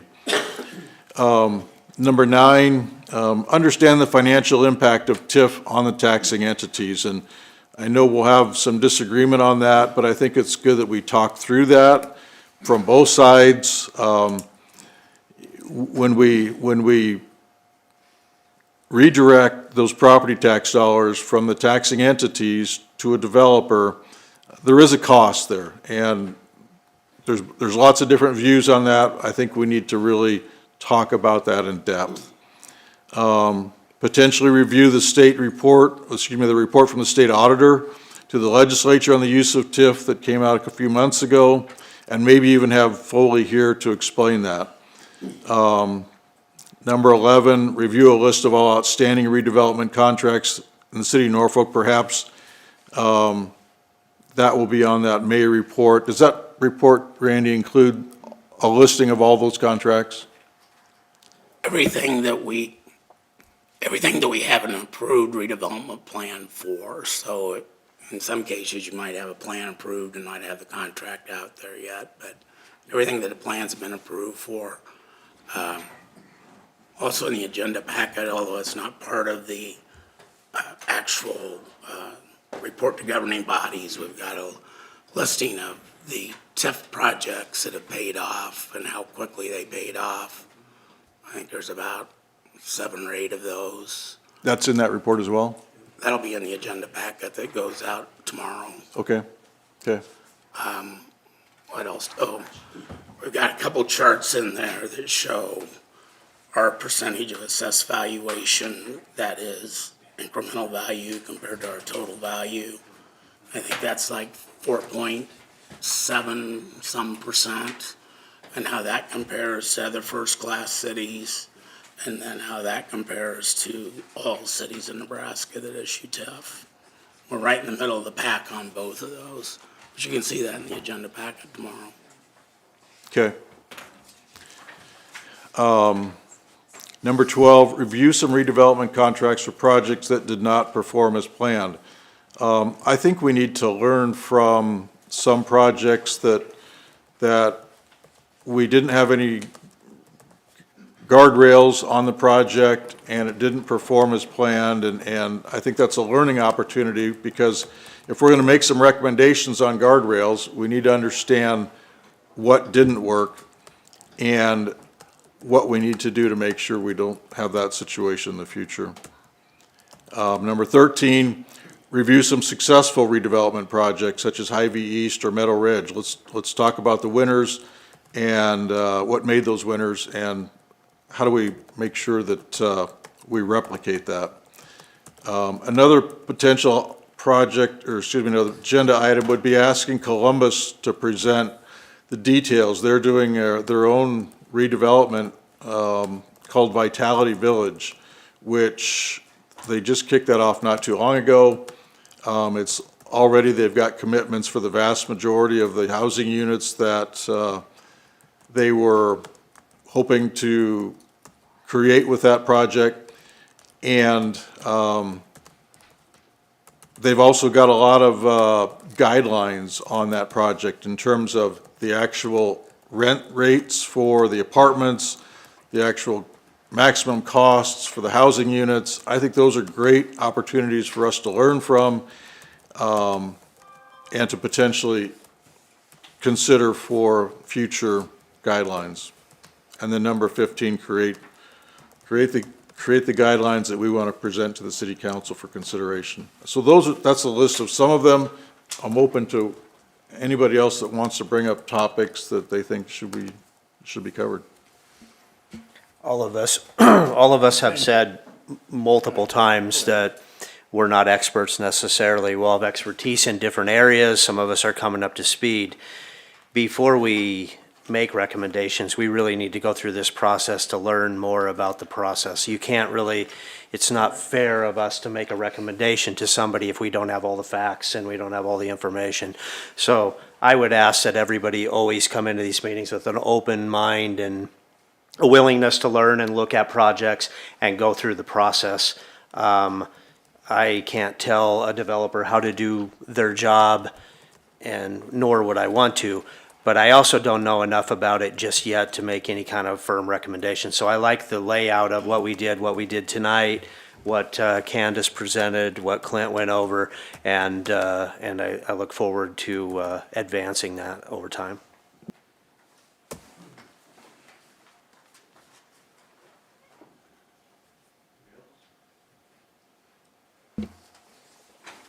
Okay.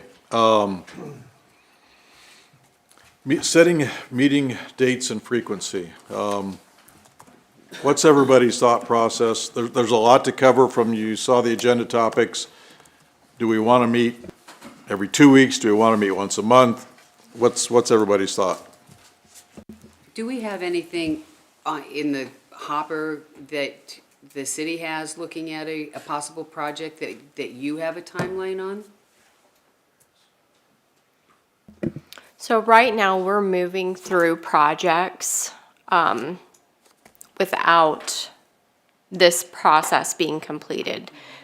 No projects have been halted as a result of the formation of this committee.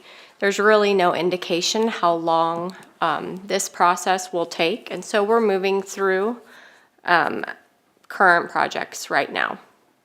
Okay, so our timeline will not affect what you are doing? Correct. Then I would not want to be in a real hurry because we have a lot of information that we have to gather. Monthly? I think so. Yeah. Okay. Okay. That's, Okay. I don't think we can do it 2 week increments. Yeah.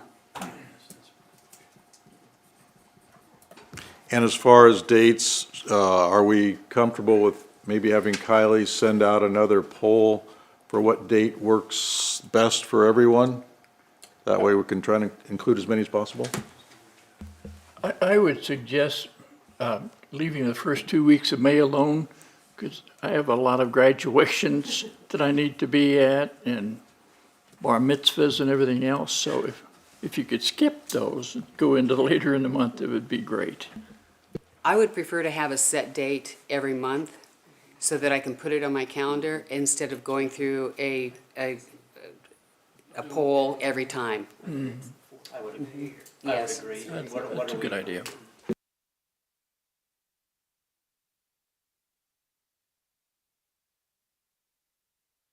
We just did it a month from now. Let's say quarter Wednesday, as long as the city doesn't have conflicting.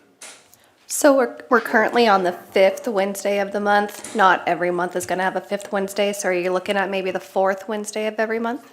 Well, this would be the third Wednesday, right? Well, we're the two.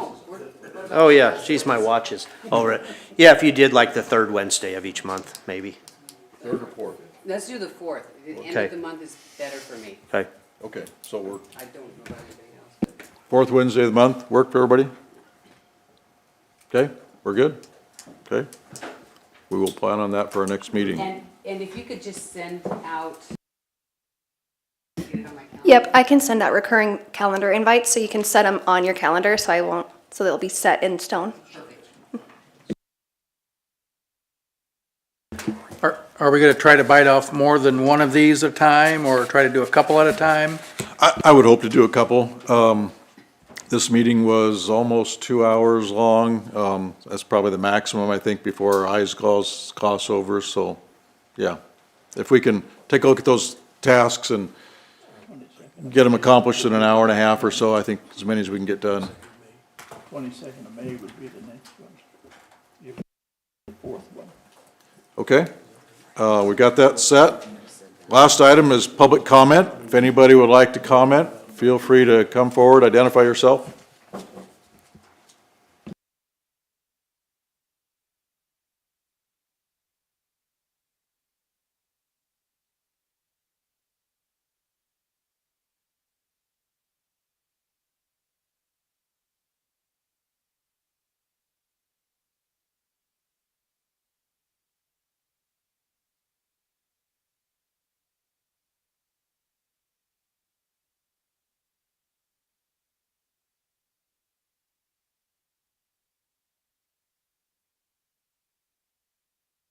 and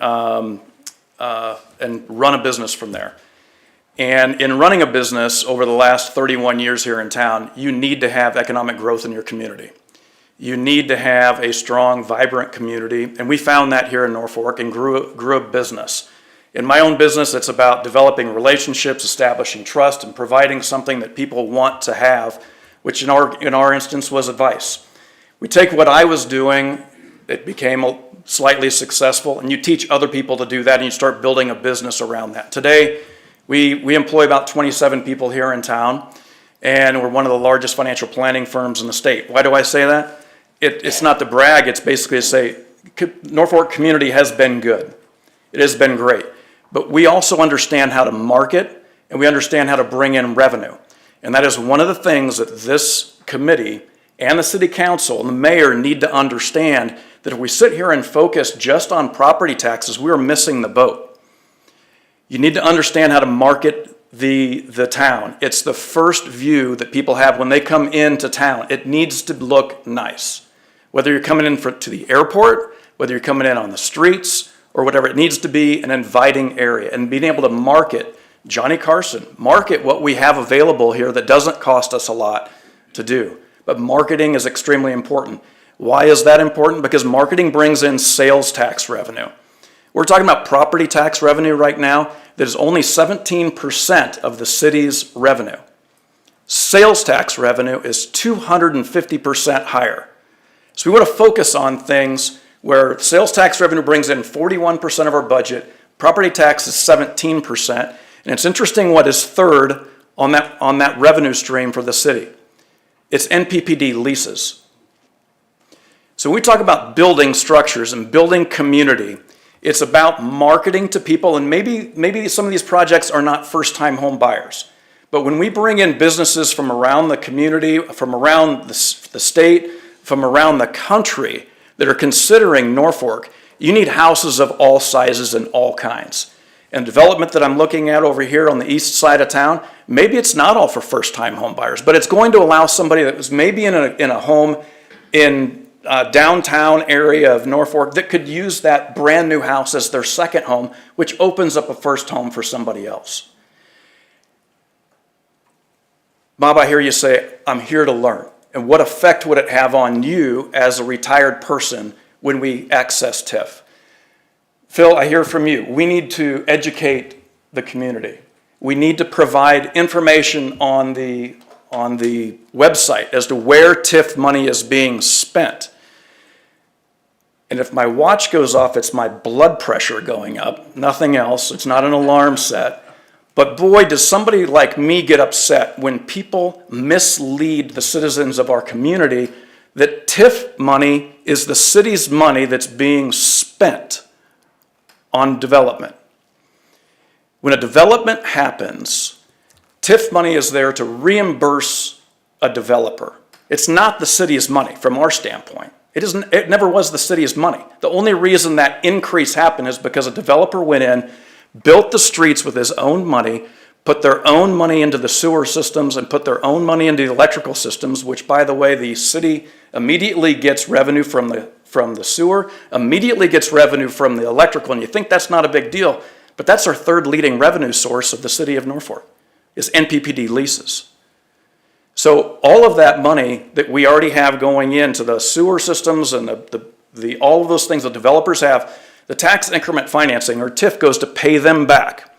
And most of the time, that money does not come out of their pockets. They're lending the money. They're borrowing the money from banks at 6, 7, 8% type of interest rates today.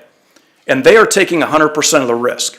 The city of Norfolk is never going to do a development like what we're talking about out east or some of these other parts of the community, because you won't take the risk and you shouldn't. You're not going to have the taxpayers pay the interest on those bonds. You're not going to do it. So we need a welcoming site for developers to come into our community, and we need to quit pushing them away. And I want to be very careful when we start talking about posting something that says where your taxpayer dollars are being spent on TIF. Oh, my watch is about ready to go off, because it's not, there isn't a place. Bob, I'm going to tell you right now, development went up south of town. Right now, TIF money was used. Your property taxes did not go up 1 penny because of that TIF. And that's a fact. And if anybody wants to show me a check where the city wrote a check for that development out there, I want to see it, because it did not happen. When we talk about extending the services, police and fire, I get it. But I hope our community grows and we need more police, more fire, less police. But anyway, there are developments that happen that don't extend those operations. They don't require additional police officers. They don't require additional fire. And if our community grows by 5,000 people, I get it. We're going to need that. But let's have a welcoming city that does not turn away developers coming in willing to put their own money into this. And yes, I think they ought to be reimbursed and paid back. But when we have this education process of teaching our community about TIF, let's be realistic and explain to them that we are not redirecting, and that was a comment made earlier, we are not redirecting City of Norfolk taxpayer dollars, in my mind. We're reimbursing developers for expenses that they've already put in place. So let's market our community. It's a great place. I want to thank you all for being on this committee. I saw that this committee was going to get together, and I went, oh no, here we go. Chuck's cleaning up this week again. But I love the community. It's been good to us, and thank you all for doing what you do. Thanks, Chuck. Oh.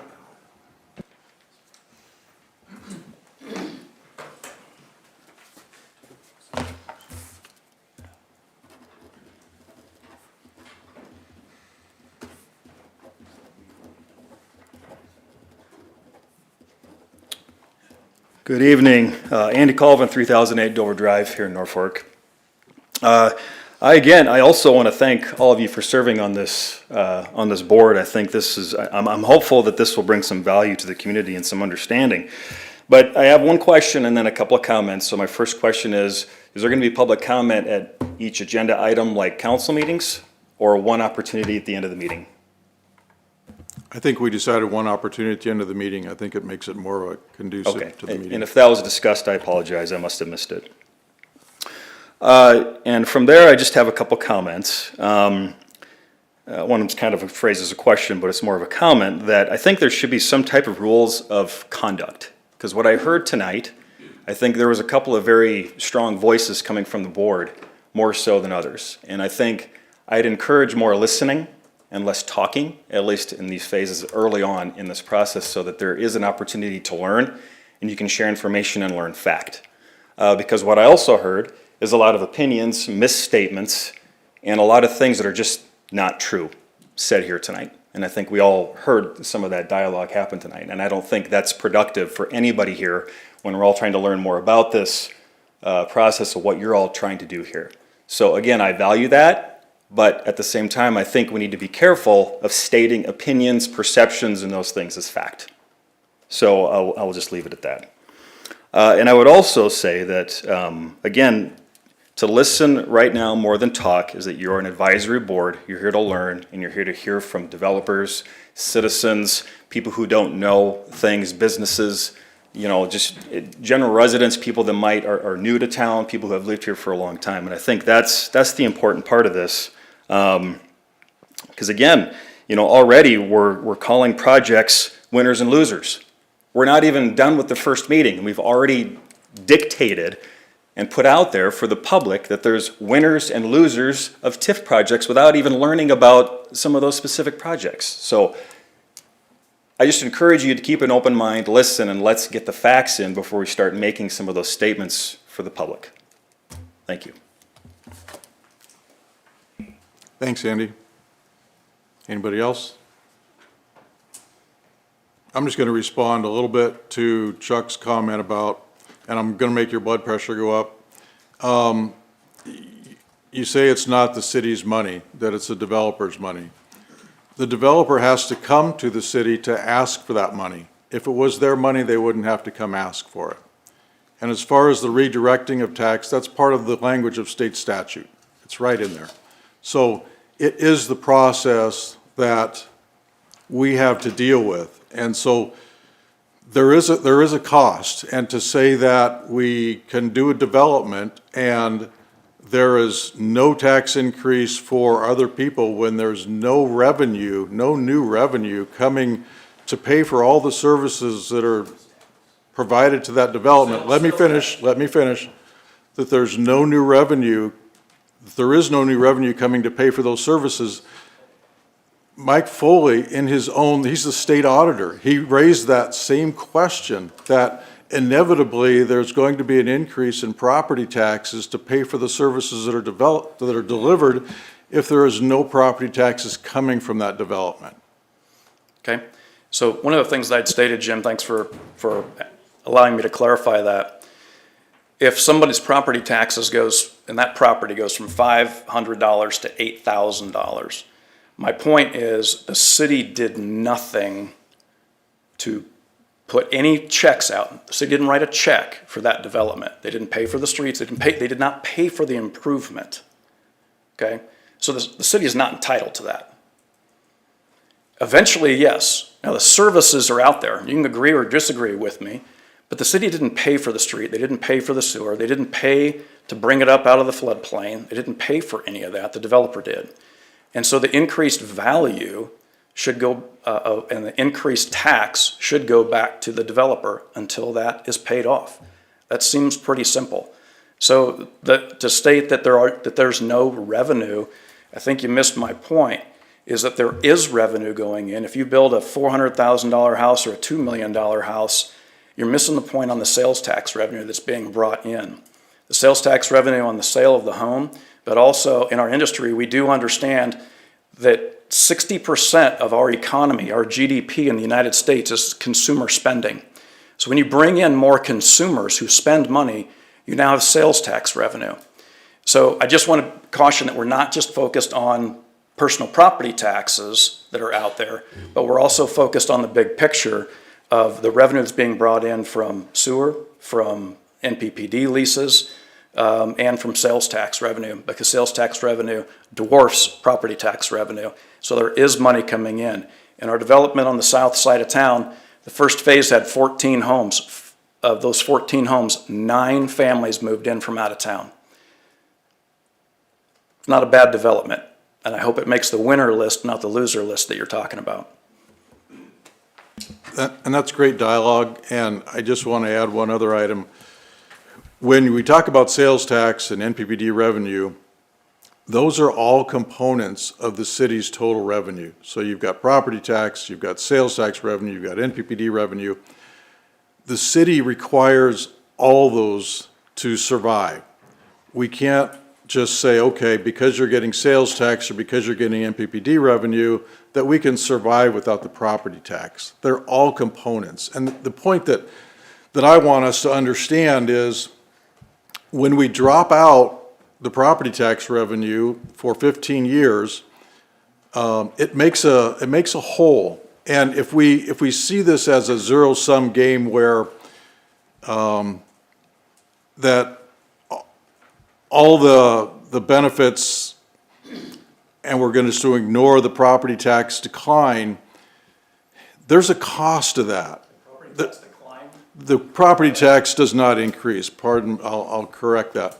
The property tax does not increase. So you're delivering services, you're delivering police, fire, streets, legal, you're delivering all those services to every home in the community. Every home has to contribute, and they have to contribute with sales tax, they have to contribute when they buy electricity, and they have to contribute their property taxes. All of those are a part of the whole that makes the community work. And it also makes the county work. The county is even more vulnerable because the county relies almost entirely on property tax. So if you have a new development, are you going to tell those people they can't go vote because that's all covered by the county? Are you going to tell them that they can't go get a driver's license because that's covered by the county? Are you going to tell them they can't participate in the county court system because that's paid for by the county? Are you going to tell them that, are we not going to be able to take them to jail in the county because that's paid for by the county? So all those things, all those services come at a cost. And how do we deal with that loss of revenue to pay for those costs? And Is that a question? sure, go for it. It's good dialogue. How do we deal with the loss of revenue? It's silly that we're talking about the loss of revenue because the developments don't happen without TIF. And I think that's a very important thing to state. And some of them probably could fly and maybe those don't go. But there's a lot of these different projects that just won't happen and you have zero additional revenue. You don't have it. So TIF is what provides the growth and that's what we got to focus on. And Clint, you brought up the point that there is something that there are services and costs for services and we should address that. I agree. Because I think that's probably where Jim and I vary a lot. What's it cost somebody to go down to the county and register to vote? I'm going to say it didn't cost anything because we didn't hire new people to go do that. We can extend services without additional costs, in my mind. So I'm interested in what that relationship is. But keep in mind that when we take property from $500 of tax valuation to $8,000 of tax valuation, I don't think we're stealing it from the city. I think it's legitimately a reimbursable expense to the developer.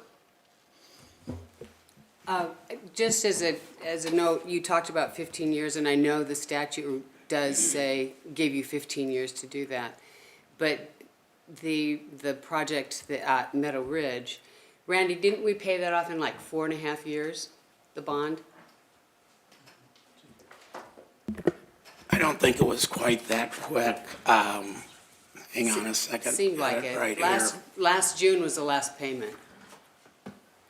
The first bond issued in Meadow Ridge, the one that was issued in 1995, paid off in 14 years. The McIntosh Phase 1, which is those single-family homes, that first phase paid off in July of 2024, so in 6 years. Right, but that's in how many years? 6. 6 of actual payments? What was that? 6 years of actual bond payments, was it? Okay. And so it's not, I mean, you can look at the statute and say, oh, 15 years, we're not gonna get revenue, and that's misleading in the actual application.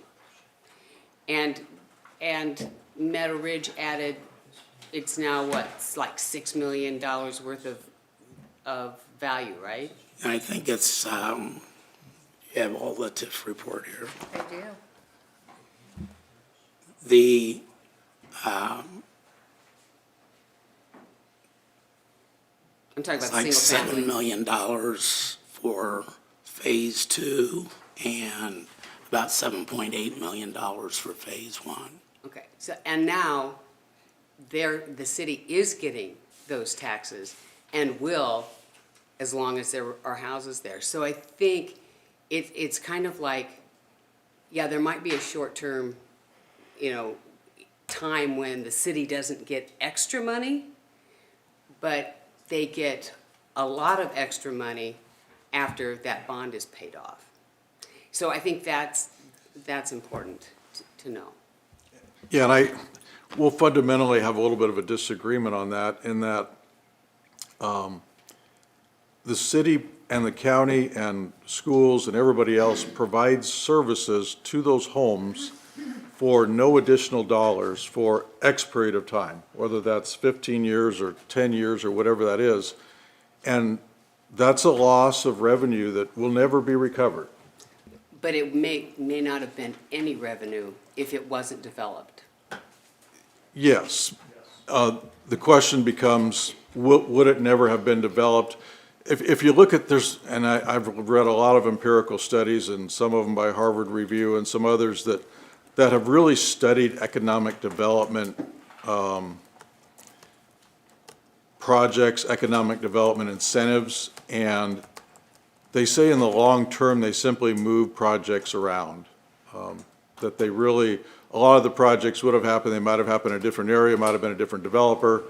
And so consequently, and this goes way deeper than tonight, but there's a fundamental decision of, and we look at it statewide, these economic development incentives have a cost. They have a cost to the community, they have a cost to the state. Nebraska is one of the highest tax states in the nation. We don't seem to be able to solve that. And so we have to look at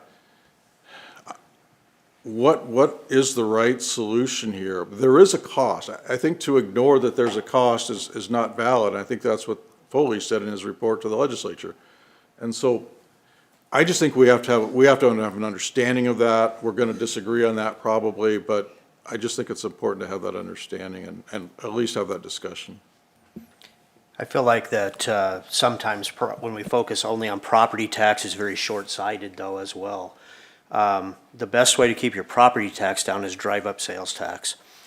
So with everything else that you have, there's a return on investment on every project. It could be the water and sewer bill, the NPPD lease, the sales tax, new families coming in that would be have payroll taxes. So each project, if you focus only on, an example I guess would be Skyview Lake on paper is never going to look like it is going to make any money for the town. It's a draw on it costs money for Skyview. It doesn't generate profit, but it's hard to look at all of this stuff that without Skyview Lake, that all the draw that it is in tourism and events and just everything.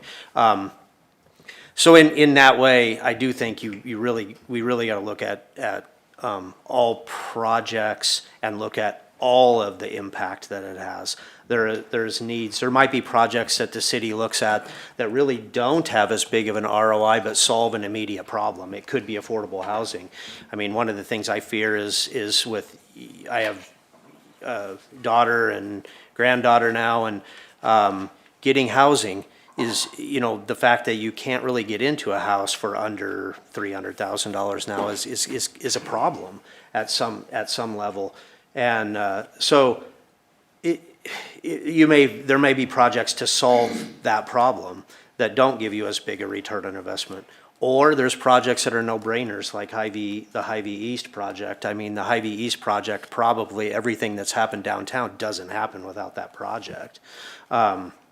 So again, I just encourage everybody to look at all of the different sources of revenue and the impact that everything has, that projects have across everything. Without workforce, we're not going to grow. Without sales tax, we're not going to grow. Without houses, we're not going to grow. But we have to do it in a responsible way because we have to include the ideas and that of our citizens to some degree. They have to understand why we're doing what we're doing and what problem we're trying to solve as well. So, my opinion. Can I add something? I'm just listening to all these arguments, and I'm going, the risk with a developer has gone to the developer. And we can talk more about that. The risk with not having a developer has gone to the city. How long is it going to take for that property to be developed to start generating funds? That's a risk on the city's issue. That's on their backs. The thing that exasperates all of that is the fact that you've got 4 lanes coming into this city within the next 6 to 8 years. We're going to have a big inflow of people. What are we going to do with them? to talk about what Chuck was bringing up. Where are we gonna put them? They're gonna come to town. The 4 lanes is gonna make this a thriving metropolis. Look what happened to Grand Island. 14, 15 years ago, Grand Island was at 35,000. I drove past downtown, or the city limits coming in a few months ago. It's now 53,000. These Midwest towns are gonna take off, and Norfolk's gonna be one of them. Once that 4 lane's completed, this group better be thinking about how we're gonna help solve that problem. One way or the other. The risk is gonna be the cities in waiting, or the risk is gonna be the developers, and we take that off the table for the city and we move forward. And I'm not advocating either way, we just need to talk about it. And that's why we're here. Exactly. Anybody else? And I love the fact that we have a diversity of opinions. I think that's good, and that's how we try and come to a best solution for the city. With that, we're adjourned.